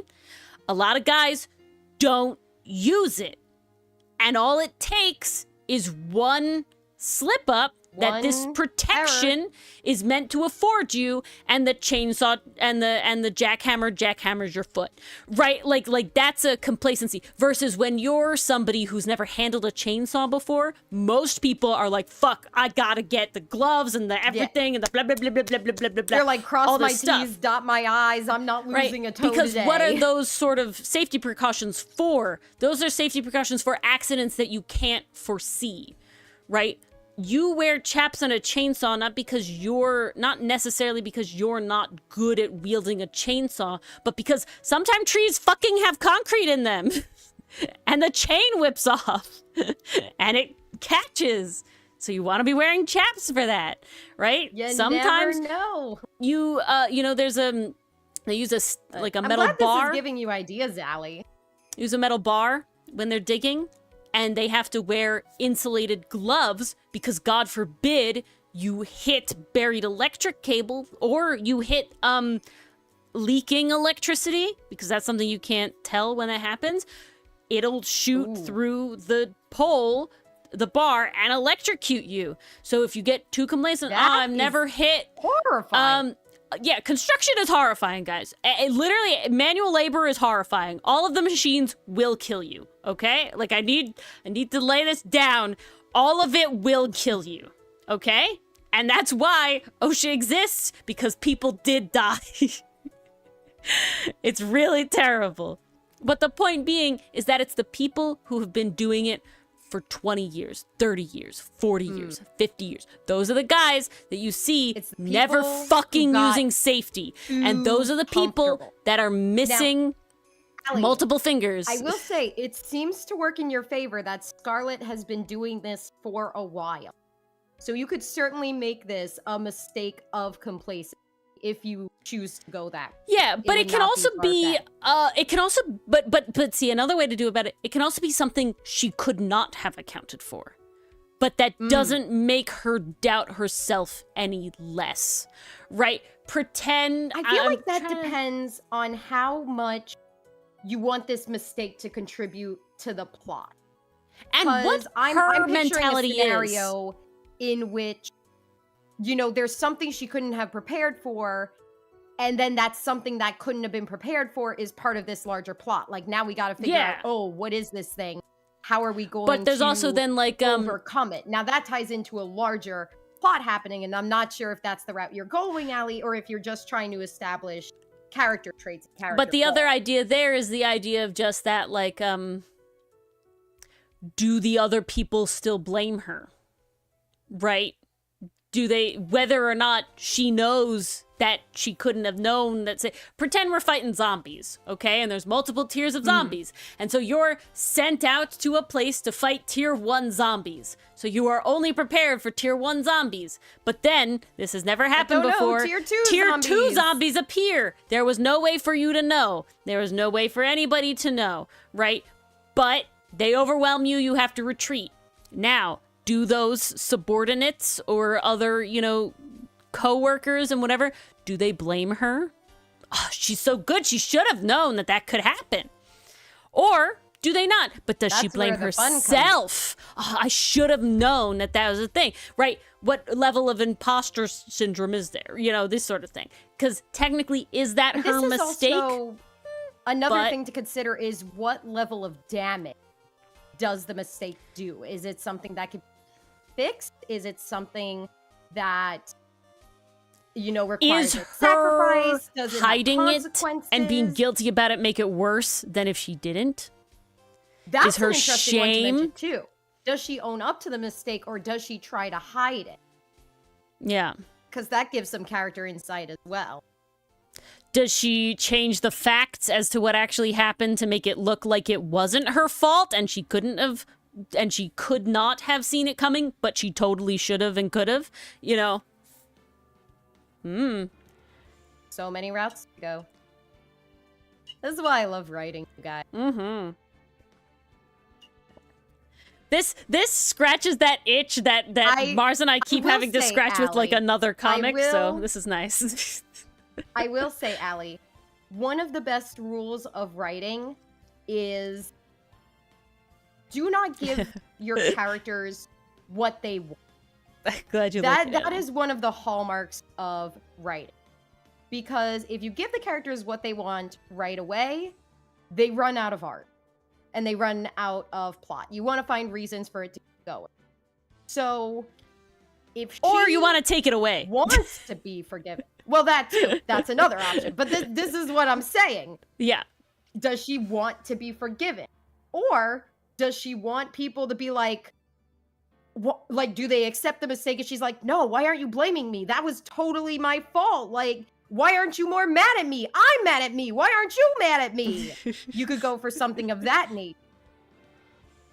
Hey, that's Allie, that's why we like doing this, because otherwise his energy goes into the next comic, and the more that gets fleshed out, the worse it is, because then at a certain point these ideas are going to have to go to a third comic, and I don't even want to think about that. No, not yet. No, I know not yet, but I'm just saying mathematically. You know, mathematically, kill your darlings and all that.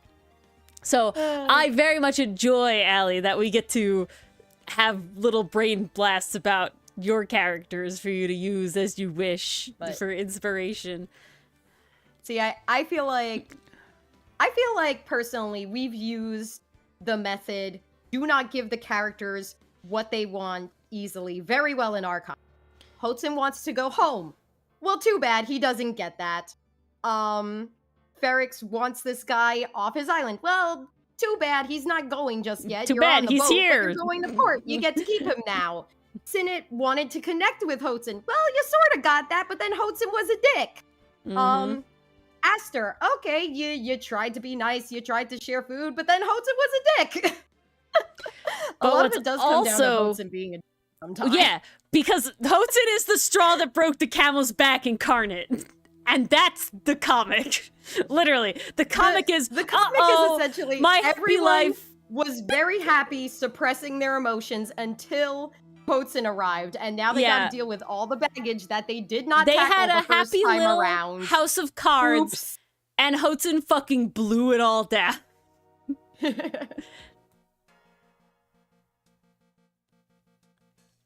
Allie, anytime. No problem, One, Allie. Allie, I want to see this comic fucking happen. So, like, let's go. We'll help.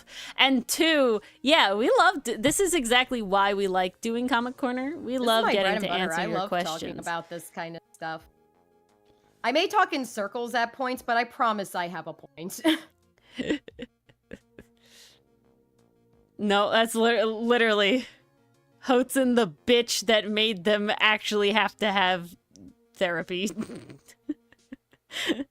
Right, because here's how I think of it. Everyone on the island, for the most part, some of them have intellectualized their emotions and their past. But they have not processed their emotions or their past.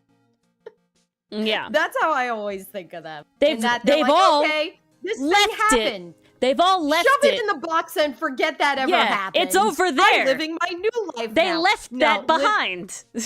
Yeah.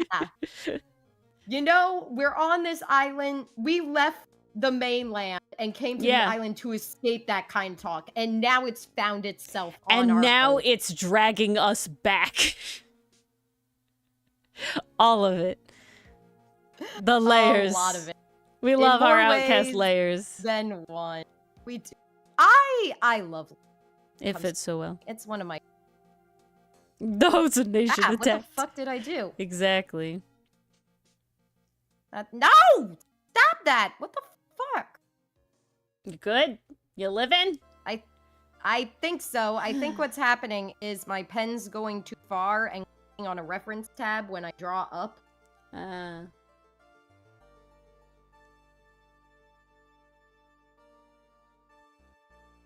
There we go. This is what I want. This is what I want. Dot.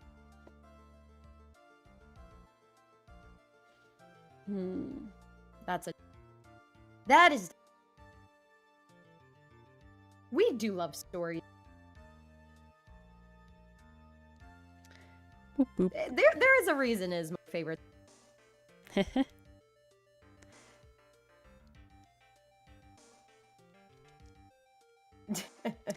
Yep. It's literally a powder keg. Pastry Puff, they are beating their suppressed emotions with a stick and saying, "No! Back! Back, you animal!"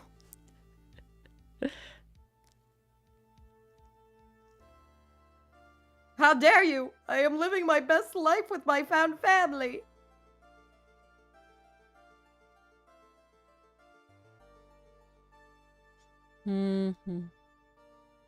Yep, definitely. Well, Allie, I have some angst coming your way. The two attacks that I know will be finished before Art Fight is over is one for you and one for Soup. So. What the fuck? Ooh. Hiccup. Ooh. Okay. Yep. Yeah, you gotta beat the trauma. Obviously, they all kind of left. They all kind of like put it in a box at home had and their own left it. Ways of dealing with their trauma. Some of them talked about it, and then they just kind of left it at that. They were like, "Yeah, that's enough healing. I should be good." Not warming. Nah. Yeah. If I'm not thinking about it, that obviously means that I'm healed. And then Hotze comes along and they go, "Oh no, these Oh, unnecessary feelings." I'm thinking but about in it. a bad way.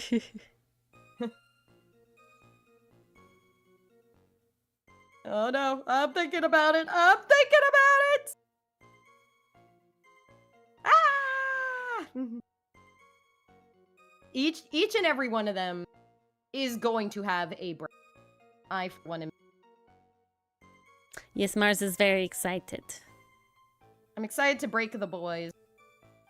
I gotta say, I'm just so they'll be happy. better people after. I'm so happy with the amount of, like, pinnacle trio art we got this art fight. Oh, so cool. I love... That is what happened, Beige Buff. Yeah, it is what it is. They wound that man but so tight. unnecessary feelings in the bad way. Yeah, being gay or not is the least of the Outcast Boys' problems right now. Yeah. Unfortunately, Edgeworth's sexuality also had to come into play at the moment.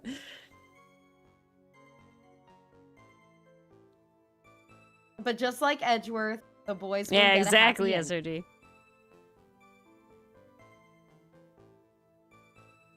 I mean, it can be therapeutic.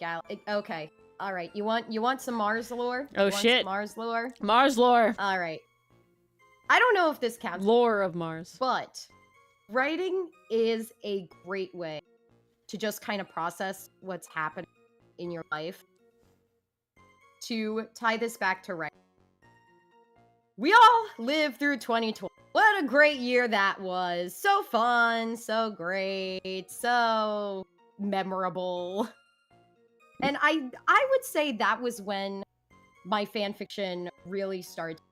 That's when I started writing more. That's when I started thinking of characters and other worlds more, because that was escapism. That was my way of immersing myself in these different worlds where anything was possible. It felt like there was more hope there, and that was my escape for that year. Now, why do I bring this? Ori had actually recommended a show to watch during, and at that point, like, I was trying to reconnect and hold on to the connections I did have with as many people as possible, because we were all quarantined, we couldn't go out and see each other, so trying to maintain a little bit of a book club or a watch club or anything it felt like priority. So she recommended me a show called Restaurant to Another World. And it's a very simple premise in that you have this restaurant that can travel between worlds, and it always shows up when somebody needs it. And yeah, it doesn't will always control have their favorite food inside. Yeah, where it goes. It kind of ends up, and it's like, oh. Yeah, it kind of like it appears in your opens. moment of need. Yeah, exactly. It's a very cute. It's very slice of life-y. Actually, Mason, this afternoon you were asking about shows with little plot that you don't have to pay attention to. That's another one I can recommend. Restaurant. And what happens in the show is kind of Food Wars-esque, but not to the extent that Food Wars does, but it does show appreciation of a meal. It definitely talks about the cooking memories of it. of the meal, the cooking process, little things like that. It's definitely a But cooking anime, 100%. Oh, for sure. But at the time, I was watching this anime, and I pull up a document one day. I don't know what inspired me to do it, per se. I don't know why the mood was right that day, so to speak. But I started writing a self-insert. And I started writing about this restaurant appearing before me. I go inside, and one of the foods that they serve me is something I ate out with my friends back in undergrad. Because in 2020, I was still in my last year of college. We were kicked out very unceremoniously, just due to circumstance. And I was really missing my friends at the time. I was missing that connection. So I literally wrote about the memories of the food we last shared together. And that just really helped me process what was going on at the time and just how much I was just craving connection. Because, like, wow, that really helped me understand, like, what I'm missing. I'm missing the community. I'm missing that shared time with my dorm mate. So yeah, when you say that writing helps you process, and it's a way to kind of figure out what happens and figure out your oppression, yeah, no kidding. It's true. It's very true. A So side there's related some thing. Mars lore for you. A side related thing is that food and cooking specifically is actually one of the leading theories of exactly what makes us human and separates us from the rest of the animal kingdom, right? It used to be things like tools or speech or all this sort of stuff, you know, ability to learn, you know, a bunch of things, but a bunch of things that they do end up finding in other animals. But no other animals have the ritual and community of cooking food. So having to develop specifically and the community. Yeah, and cook food, that is because, you know, but like when you talk about like all the really good food anime, that's like the center of it. But then you even can spread that out from other anime. Is like the food is such a main aspect of it. Or at High School Host Club, the host club is about sharing tea and desserts together. There's other stuff going on, but it's surrounded by this mainstay of having a meal. And like half of Haruhi's things is like, I want fancy tuna and I want whatever and like blah, blah, blah. You know, you have Dr. Stone. Half of the time that they win somebody over is by bringing back a food that you didn't have. Yeah, is by bringing back a food that we developed, that we invented, you know, and having it. One of the main characters they revive is Francois, a butler whose whole thing is being a fucking amazing cook. Okay? Like they're good at a lot of things, but that is their main, like, contribution to the group. That's right? the word. But like you can go and like so many of them, so many media have scenes. I mean, we didn't sit here and specifically, at least I didn't, you know, have a thought of like, oh yeah, food is so good, so we're gonna have them eating around a campfire. Yet a significant amount of the Outcast is already based around them eating food around a campfire. Like it's very harvesting herbs or talking about food. You'll actually find. So guys, ritualistic. little mini spoiler for Port. One of the characters is going to have an interaction that heavily revolves around tea. And that's going to be very important to a certain plot thing that's happening in his arc. And other food. I have to make sure, I have to reread his thing when you're finished with it, because I have to make sure a thing is in there that we talked about before. No problem, Allie. It always feels a little bit weird being a little more vulnerable on stream, but I'm glad it helped. No. I feel like if you don't put a little of yourself in I think you can't avoid it. What are you doing? In good writing. I don't think you can avoid it in good writing. And the reason for that is because the classic, you write what you know. And even without sitting there intentionally being like, I know about trees, so I'm going to write about trees. Like, you know your lived experience and your whole thing. Mm-hmm. Like, I recently had watched like a fair amount of like videos about just like community today, you know, like how the world is today or whatever. And obviously you're, you know, at least I was relating to seeing that, to, you know, like being like, oh yeah, I definitely understand. And then immediately I'm like, so Mars, so this is how this applies in the comic.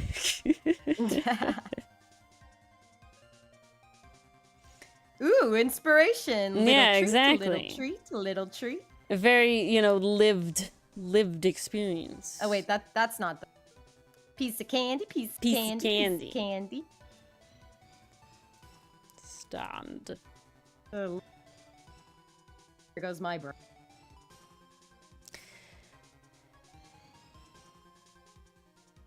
Does it feel like this act? I mean, what is it? Friggin' ever. Big thing was like Gravity Falls. Dipper and Mabel are based off of Alex Hirsch and his twin. Right? Like if you go into any of the media, so much is going to have some relation to the creator. Well, see, I feel like that's what makes our media so rich and valuable. Like, I have been watching a lot of Elio breakdowns this week, just because the whole debacle around fast. Like, I want to know how we got to this point. I want to know what happened. I want to see the process. And from what I've seen in a lot of these videos is that Elia was supposed to be a very personal story to the original director. And then what ended up happening is that corporate execs came in, wider changed audience. the plot around, told him to remove some of the personal elements, and it lost the spark. I still hear that it's a good movie for what it is, but I just imagine what we could have gotten if the original vision was allowed to carry. And I think the dumbest reason, this is a tangent, but I gotta say this because it's so stupid. The reason they made the original director change his vision is, one, apparently there were some elements to the queer community and just queerness overall. Yeah. That's stupid that they nixed that. We all know that. I don't think we need to go into detail about that. But the other reason, and this one baffles me, is because when test audiences saw the first iteration with the original vision, and they were asked, would you pay money to go see this in theater? The majority of them answered no. So the big response there from Disney or Pixar execs, I'm not entirely sure who it was, but I think we it's know it Pixar. was definitely the exec. Usually. Probably Pixar. I think they're separate enough that they're kind of like, it's I Pixar. think so, but I wasn't entirely sure. That's why Yeah. I wanted to be like, kind of, it could have been either. Sure. Whoever. But- We know who we're talking about. Whoever. We know who to hate. But, they basically took that as, okay, well, the whole vision isn't working if people don't want to go to the theaters and see this movie. That is why they threw the vision out and why this director left the project.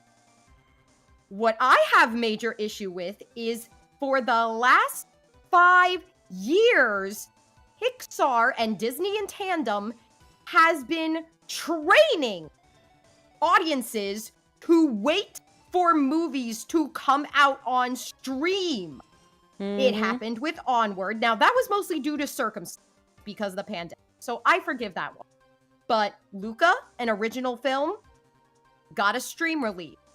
I believe Soul, that did get a theater release, but I think that one was also streamed. I think that one was also a pandemic release Raya. as well. See a Pastry Puff. I'm not so sure about Raya. Pastry Puff. It was, I mean, I know they made you pay for it which one on came after stream. that? Like on Disney Elemental, Plus. I know a lot of people waited for that to come out on stream. Lightyear people waited. Inside Out 2 was released in theaters, and it did have a pretty big opening, but that had an established characters, fan base, everything. Yeah, so if I I'm don't being really count honest- that one. But the long and short of it is that Disney has been training its audiences to wait for stuff to come out on stream. So when you ask the question, would you pay money to see this?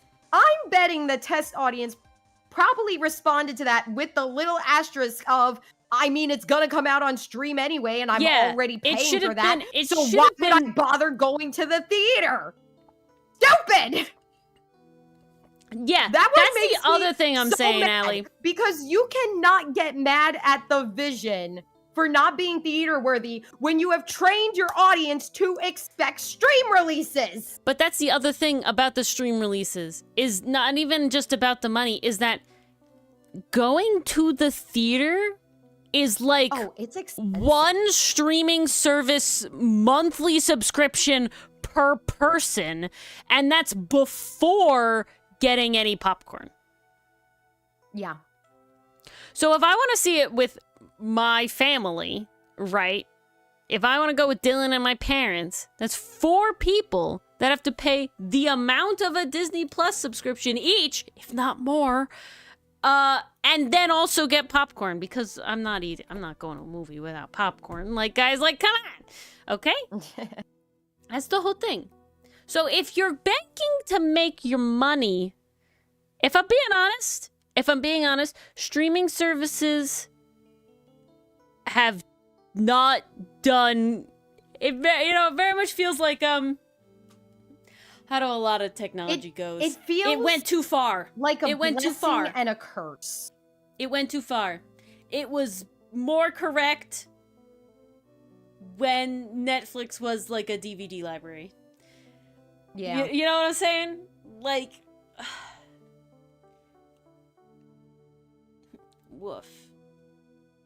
Woof Yeah, indeed. Mason. They're also not advertising where they should 100%. be. Because, Mason, they released Elio the same weekend that the live-action Stitch movie came out. Oh, Like, dumb. why did you think this movie was going to succeed? You set it up to fail. Yeah. Terrible. I don't Also, know. It just pisses me off because knowing the story behind it, that movie deserved it. So everyone wants a K-pop Demon Hunters like theater release. So God, do I hope that Netflix is at least making that happen. Oh, I hope so. Because I that need it. should be, in my opinion, relatively easy to do. And all you gotta do is for like 1 week. The thing. They did their test run on streaming. Yeah. And I think that worked for them because there was no guarantee that people would buy tickets to go see K-pop. I will say the name, people were kind of skeptical. The name is skeptical of it. That probably not a lot of people would have given it a chance. If they had to go out. Put it on streaming where it's front and center and people are like, well, I'm home. It's the weekend. Yeah, I could use something mindless. And then they get presented with, oh shit, this is actually like a banger. This is what I've been missing in my stories. Holy crap. Suddenly, you got a built-in fan base for the next one. They basically got their test audience that way. Yeah. One of the biggest test audiences you could possibly get. Yep. God, I'm sweating from this. I get passionate about The other thing I'll never understand is they don't advertise in places that they should. I don't see enough movie advertisements on YouTube, which is where, in my opinion, they should be fucking advertising. Why not? You know? I should be getting movie advertising, watching any of the numerous movie analyzing channels. Literally, like, come my on. algorithm should be That's what I'm curated. saying, SRD. Like, YouTube, you should know me by. Mason, don't deprive yourself is all I'm gonna say. Don't deprive yourself. Don't deprive yourself. I ain't got time in this world. Don't deprive yourself. It's a friggin' amazing story. Ugh. Like, honestly, K-pop Demon Hunters came out of the game swinging. I can't wait for a sequel. I need a sequel. So good. Ugh. Do it, SRD. Please, it's so good. It's so good. Listen, guys, so good. if you have been missing Disney musicals, if you've been missing the classic establishing song, if you've been missing the classic I Want song, if you've been missing good villain songs, this is your movie. It's fucking good. Yeah, it's great. It's fantastic. Oh no, I did a stupid. I have watched it like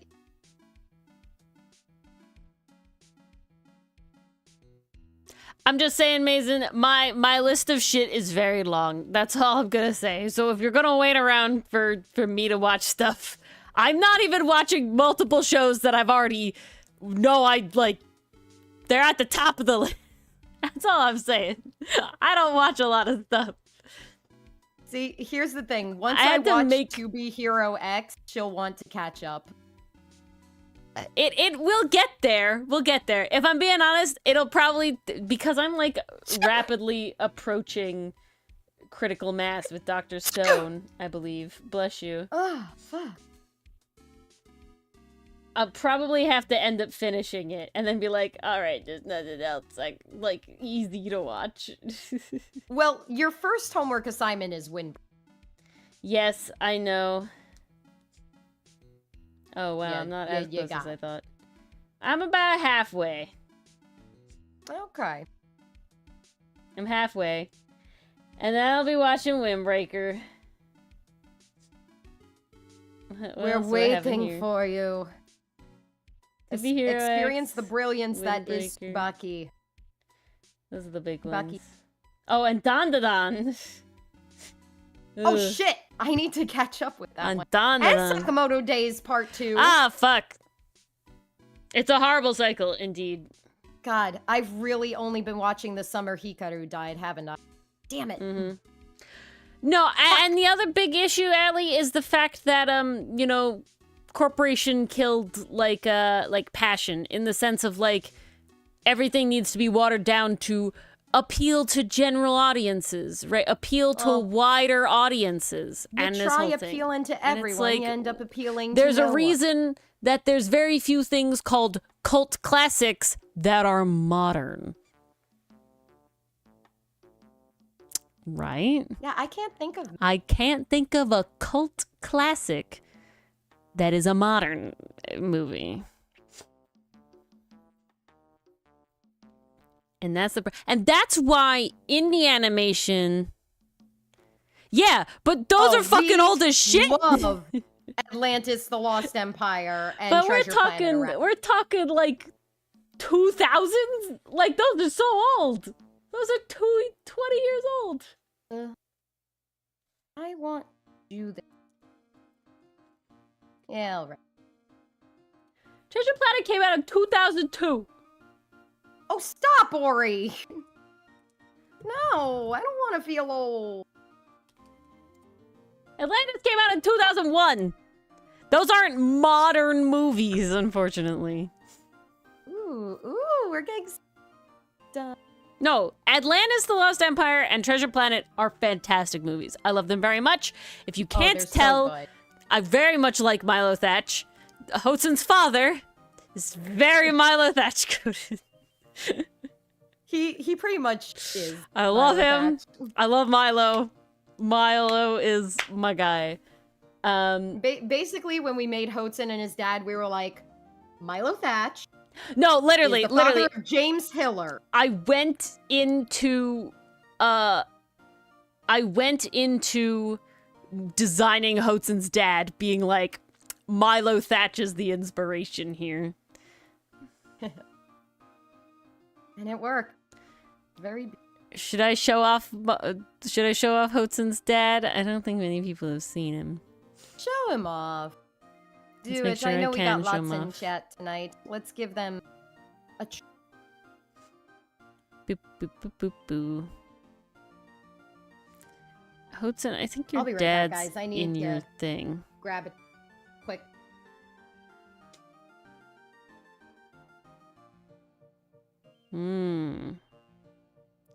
Okay, we gotta make sure to do this the proper way. This should be fine.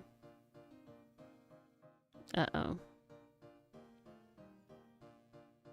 Alright. Very sad I have to go into work. Yeah, we're all sad we have to go into work tomorrow. Off to art.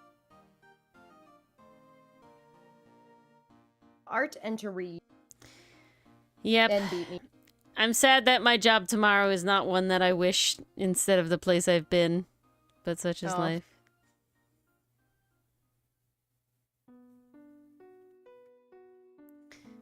Alright, and great. Wii Sports was 19 years ago? Damn. There's Hotsun's dad. I mean, it's honestly old art of him. He's settled more. But do I have... It's still the general idea. He's a good-looking man. Oh, he's great. Smash. Again, I feel like there's very few characters on here in Outcast that ain't gonna be Smash. I mean, amazing. Now we see where Hotsun gets it. Yeah. He's got some of his mother in there, too. Trying to find... I did try very hard to make the parents... It's very funny. So the children were obviously made first. I did try very hard to make the parents look like they could have had the children. You know what I'm saying? It's basically like reverse engineering genetics. It is exactly reverse engineering genetics.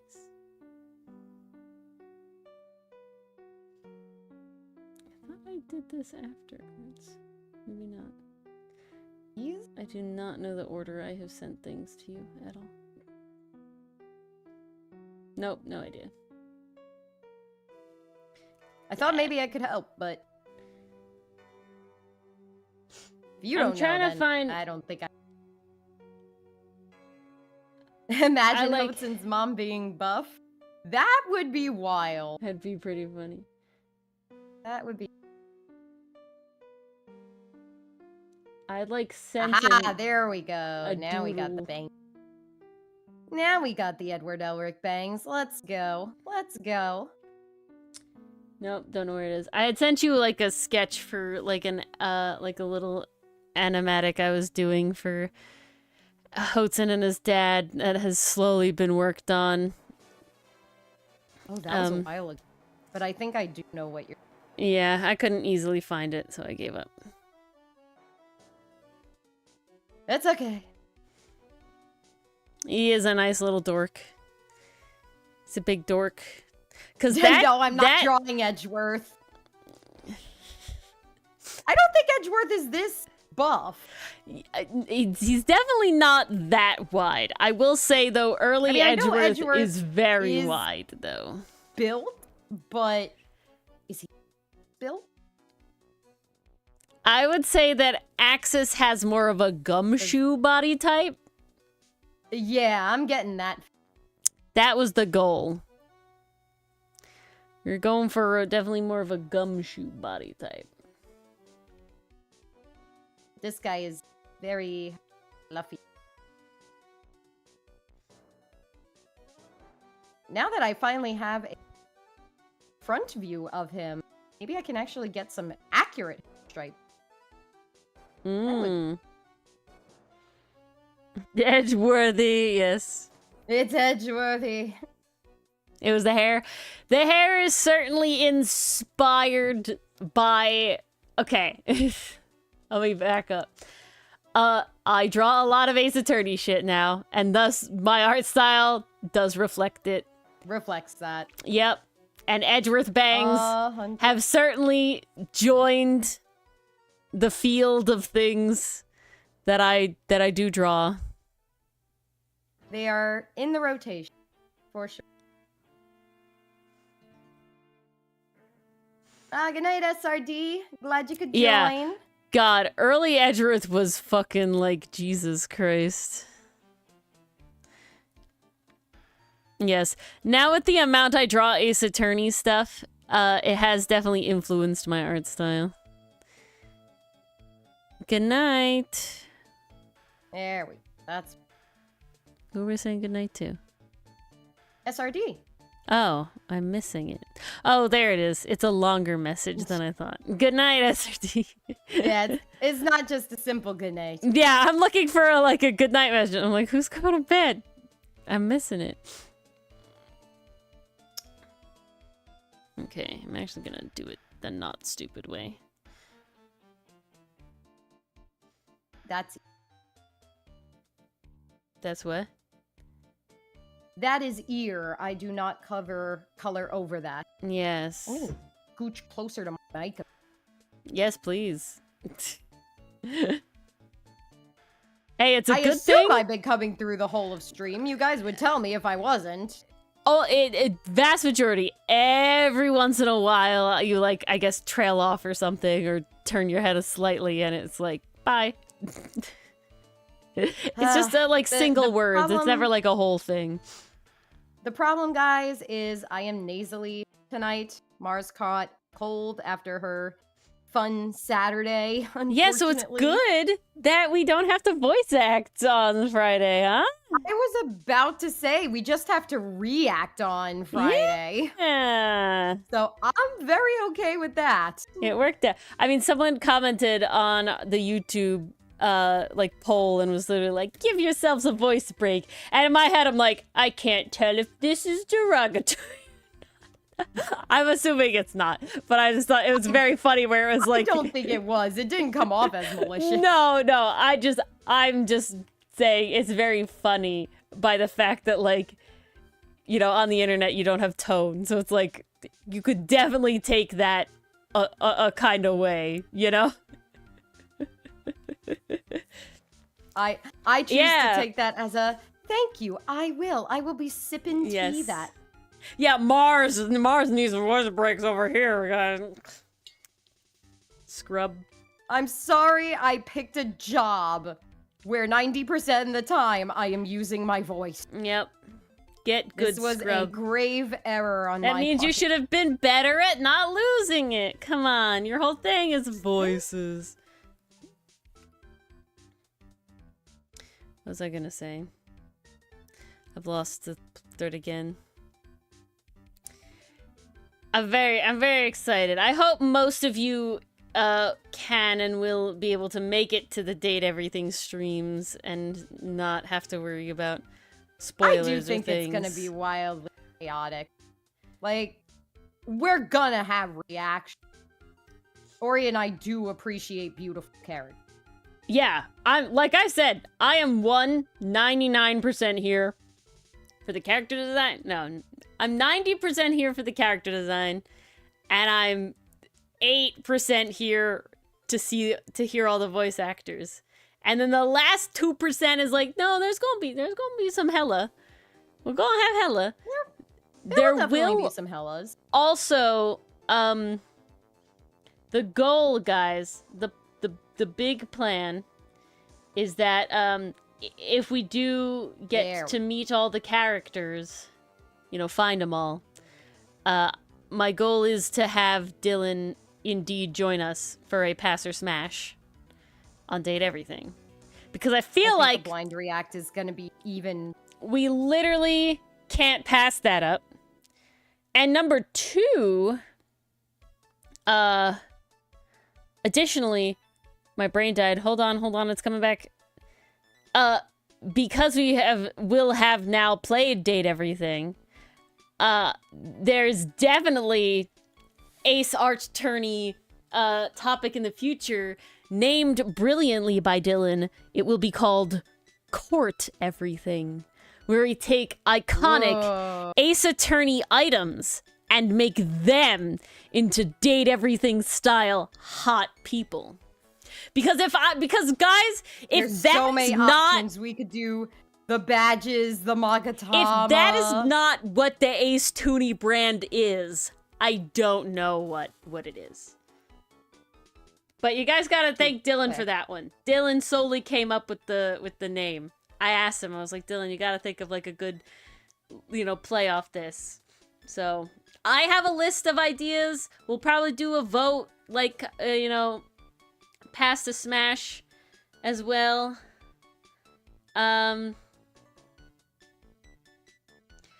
Frothing will be tough, because even though I love Edgeworth, I still don't think I froth, you know? I feel like frothing will be hard. I feel like we'll have a lot of like, ooh, Well, that's usually how Anime Day goes. Yeah. I think maybe the only time we frothed was Wood. Maybe? I don't even think so. I think it was more over the moment with Vash than anything. Not necessarily Wolfwood himself. No. But we definitely lost our mind a little bit the way they animated him drinking. Oh yeah. Serum. Oh yeah. No. We were definitely having a good time. But I think the only times we like really screamed were for angst. Well, if you're talking about pains. No, just in general. Not even like a squeal that hard. Maybe, I don't know. Who's to say? Fake badge. I'll write that one down. Ooh, yes, the cardboard badge. Fake badge. Because the big thing is specifically... Oh, look at the little pixel bunny witch. The big thing is picking items that are certainly, interesting enough to possibly have a design, right? Because there is a level where it's like, Godot's coffee mug is just a white mug with coffee in it. It's just, you know, coffee. like, is it like, There's definitely not a lot an to go item? off of there. It's just not a However, lot to work with. Godot's visor, we might be able to do something. Maybe. I'm debating There if could I be some want there. to, I'm debating if I want to limit it specifically to items that have existed within the court record.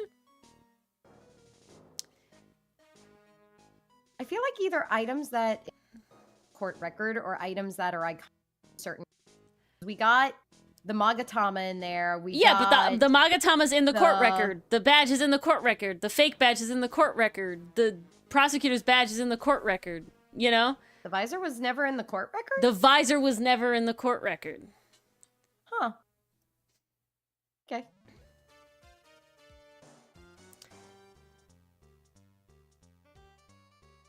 Yeah, there's a bunch Do the not badge in and the fake court badge record. as weird, estranged siblings. Yeah. That would... Fake badge. See, this is one of those ones where I'm sad we're not at the Apollo Justice series yet, because I know Well- Apollo has a bracelet, Yes. and I know Gavin has a guitar. Well,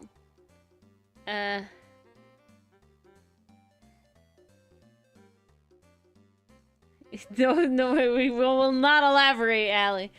What was I gonna say? Yeah, because I have a bunch of other stuff here, like Little Thief, or, you know, Charlie the Plant was mentioned, which is pretty hilarious. You know, Ooh, the luminol. The luminol, yeah, was in the court record, so 100% I have the luminol. Right now, currently, the list Okay. is defense badge, fake badge, prosecutor's badge, luminol, and Magatama. And the Magatama, because, so there is, like, a level, I'll give a little, like, what I'm thinking a little bit, right? And what I'm thinking a little bit is that the luminol would get Emma's glasses. And the reason is those glasses are required to see the luminol. So they're like a pair, right? Like they're related to each other, right? Same Okay. with the Magatama would have essence of Psyche locks. Well, see, you could either go two ways of that, because you could either make the glasses part of the design, or the glasses could be their own character, siblings or partners. Yeah, but I feel like again we Something like fall that. into the level of they're literally white glasses with pink lenses, right? Like there's only so much. I think it'll be very interesting when we play the game, how they design, because, like, I gotta say, not every household appliance has a ton of I intrigue will to it, so say- I'm curious to see what they do with the From more what I've quote-unquote seen, boring looking item. they do certain things of what is actually the item to make it work, which is interesting. I'm so excited. I'm very excited. It's going to be very interesting. Is that who's Are forward? huge in this shot. Who's huge? What? Axis is huge in this shot. Oh yeah. Well, he's. I can't be that fucking. You can be because you just did it again. Fucking. Can't be that. You can't be that. Die. Nasally! There you go. Are you sure the mic is rotated the correct way? It's facing me. I am literally on dot number 4. Should I lower the gain? That was beautiful. That was perfect. Okay, then I'm leaving it at that. I lowered it a little. Maybe that's You've been been the drawing issue. a Q-tip. See, so from what I know about the Date Everything designs, and we will be analyzing when we play it, right? So again, Oh, I've hell yeah. seen at maximum 10 designs, and I've specifically tried not to see any more, and I definitely have not fully analyzed all 10 of those designs. I can say I've only maybe fully analyzed 2, deep dived. But from what it is that it's not only the object that they are that inspires the design, but also common things relating to it. And that sometimes certain things aren't one thing. They're a grouping of things, right? I get, for lack of a better, minor spoilers, instead of having a guy that is a fork, there's a guy that is silverware, you know? And so he's also like the silverware drawer, you know, like the whole, like it's like a collection, because there's much more to do design wise with fork, knife, spoon, etc. than there is to do with I'm just a fork, right? So that's like how you got to think about it too. So like maybe instead, so like Q-tip could be, what do you use a Q-tip for? You know, it's meant for using with like makeup, right? So maybe that's part of like a makeup design, right? Or like makeup cleaning design, right? Where you have the wipes and the micellar water and like the cotton pads and everything, you know, like it's a combination. That sort of thing.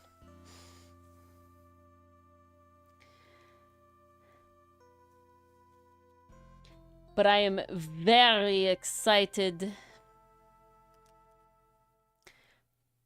to get to see it. Too voluptuous. Don't tell Dylan that. He would say there's no such thing. Yep.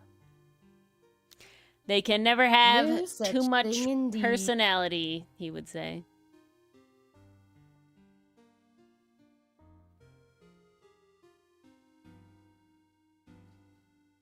That is not what I wanted. I want you to be walking with the... There, okay. Maybe that's better. Yeah, we can work with that. First time coloring. I. Ah.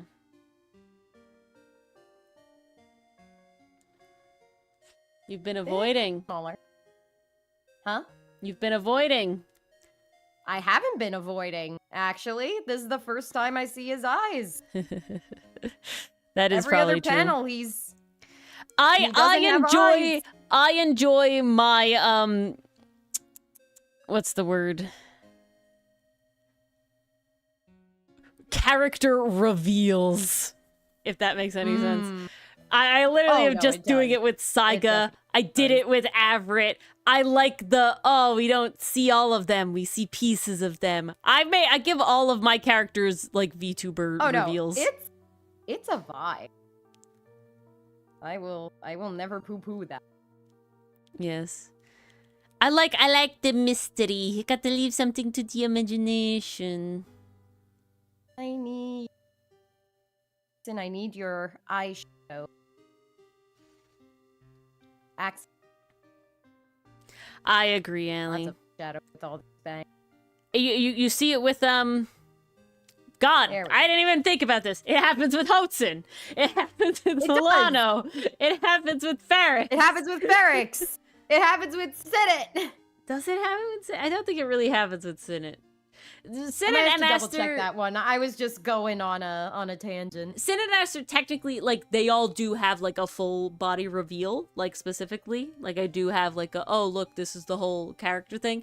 But they don't have like a moment where it's like, oh, we know they're here, but we don't fully see them yet. Everybody else has that, right? Because at the beginning, we have Hotsun, he's packing. We don't see him, we see the desk. And then we see his hands packing the stuff, right? And it takes, like, opening the drawer, like, it takes a minute until we finally see him, you know? And then, same with Milano, right? We see his smile. We see his feet get off the boat. Oh, it's good to be home. We see his back, right? But we don't, and he's squatting, but then we don't see his full thing until we see Hotsun looking up at him when they stumbled across, right? The first introduction. Yeah. Ferrix, he rustles, then we see the tail, and then we see all of Ferrix, right? Yeah, well, we're gonna get... I think Guard 1 is like in your face right away though. Can you show me the first panel of I'm pretty sure you're right. It's Axis. Oh, See, no, Axis guard takes one. forever to reveal. No, the Guard 1 See, gets his reveal. Yep. I fucking do it every There time. it is. Good night, Mason. Night, Mason. Having name indecision. I think that the best way to go about it, Allie, is to pick one right now, knowing it can change. Then start actually working on the comic, right? And then, if you work on it, so like you've actually made the comic, right? You may realize, that one doesn't really fit anymore. Let me think about the other ones. And then, or you could be like, oh shit, no, like this is the one, right? But you need to like try it out sometimes. Like Mars and I technically already named our next comic, but we're not married to it in the sense of that's it now, we can't change it. It'll be, that's how we're thinking of it now, and either we'll continue to like it and keep it, or by the time we actually like get to a point where we're trying to lease it, it'll be like, no, this doesn't really work anymore. We got something else. You know? Outcast, I know we started making the comic first before we named it. I don't know how long we did, it was. and we went through different iterations of names. Yeah, we went through a fair amount of iterations. But I do feel at a point it's like there may never be a perfect one. You got the hair stripies down? I think I did. It's my favorite thing, Allie. It's my favorite thing so much I do it fucking subconsciously. Like, I'm not joking. There's characters where it's like, oh yes, I am specifically doing it this way. But like how I was just listing everybody off, it was like, no, this is just how it happened. I will also say, part of it is Mars's writing though too. She's guilty too.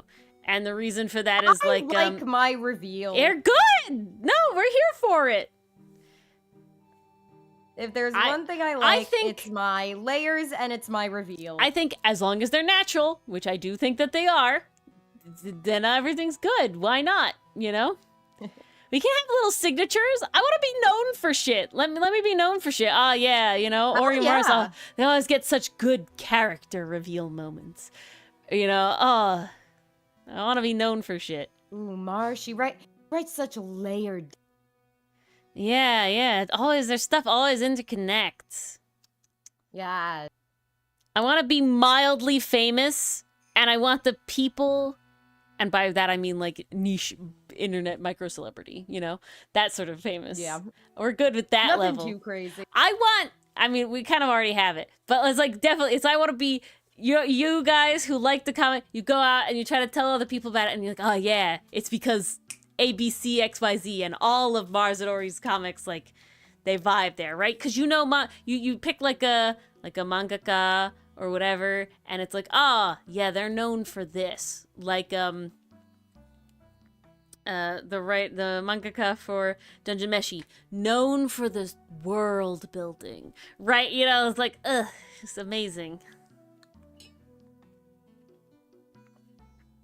For whatever reason, the right side is tripping me up more. We're powering That's through. what happens. Mars, do you want to know? A hint?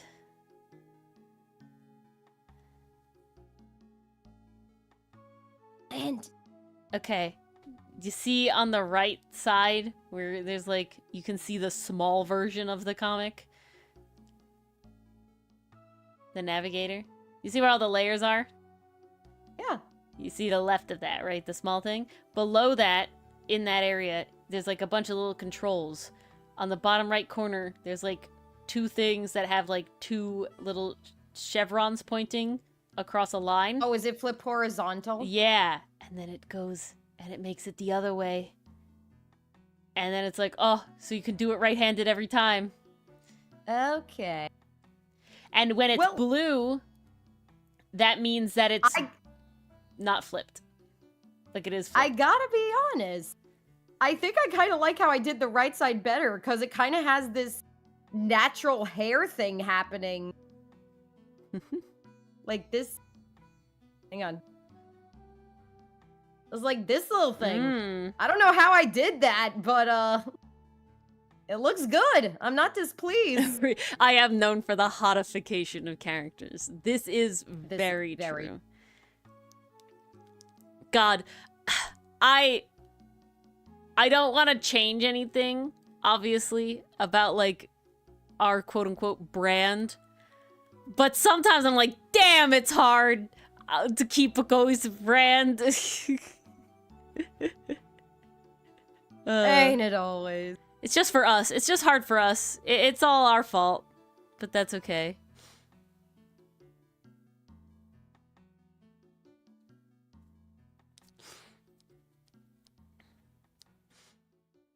It's all our own fault. Let's do our best. All social media just needs to allow me to be logged in on multiple accounts at the same time, and that able to switch between them at will. Looking at you, Twitch! That's a big one.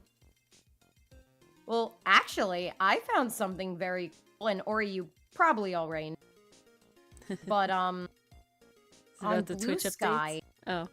I can now upload videos. At least at the last time I checked, I could not upload videos. Oh, I've been able to upload videos for a while. Huh. You were just having issues. Yeah, just in there. You're just a skill issue. Oh, Allie, the one thing I wanted to say, another thing I wanted to say about the naming of your comic. Make sure, one, it sounds good in the mouthfeel, and two, it's not too egregious to spell, right? Like, even if it's one word, if it's, like, really annoying to spell, like Outcast obviously is spelt weird, but saying Outcast with an E at the end is not that hard, but versus if it was, like, Outcast, but it's spelt with a K, and, like, you know, if I had to spell the whole thing every time, that is a lot. But two... And then it's easy to say, right? Outcast is easy to say. Rialta is easy to say. And right. It also has meaning. Story. Well, see, then the other thing, Allie, is sometimes to pick one and just try it on. Does that make sense? Keep Guys, look at the axes I colored. He's so I'm angry. proud. He's so I'm proud. angry. He's angry. This is where I'm in. This is what I'm in. Like. But just try it on, Allie. Because sometimes I feel like when you're looking at it at names and stuff from the outside, right? Like from a bigger perspective, it's like, there's gonna be a better one. But then you hit, it's like, okay, let me just try one on. And then as that you also keep gives you ideas yeah, for other ones as you well. keep thinking it could of also it, be as you write your story more and Exactly. kind of plot it out, you figure out what Exactly. kind of tool you need. Like, ours originally started out as a buddy comedy. And then as we started exploring the characters more and really thinking about the potential and for what the we story like to we could write tell in and this do. type of universe, we were like, okay, not only does the tone need to change, but the title needs to reflect. I don't think Mars and I could ever and that write kind of helped along. a buddy comedy. I feel like we wouldn't want that. There'd have to be depth. I feel like we could write a buddy comedy with like something along Like the Buddy layers, Daddies. the layer. Yeah, literally Buddy Daddies. What's another buddy comedy we watch? I would that say has depth. well, I don't know if we'd go the route of The Vampire Dies in No Time, but that was definitely a buddy comedy. Yeah, I don't know how much depth though. Yeah, it's definitely a buddy comedy though. I think Allie, Buddy you could Daddies always is make big. it a phrase, a sentence. Well, Allie, it couple does not words. have to be a real word.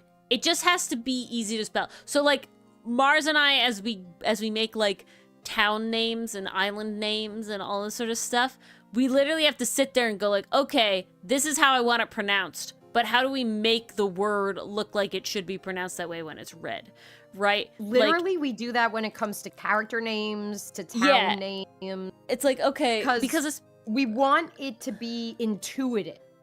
We want you to be able to look at it and phonetically figure out how it's supposed to sound. Yeah, a lot of our inspiration comes from words that are from other languages too.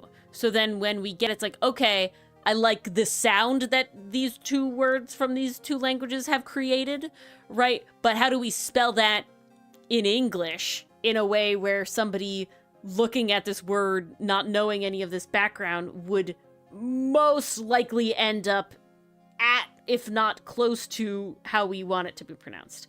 There was literally one we did, and it was just like a good 5 minutes of us going back and forth of like, I really wanted this word, but how do we spell it? I really wanted this word, but how do we spell it? Because the other problem is if you make a word within your word, people might gravitate towards pronouncing the word within the word and not how rules work in English, right? So if it's like, we were naming a town, and it's called Shirlise. Okay?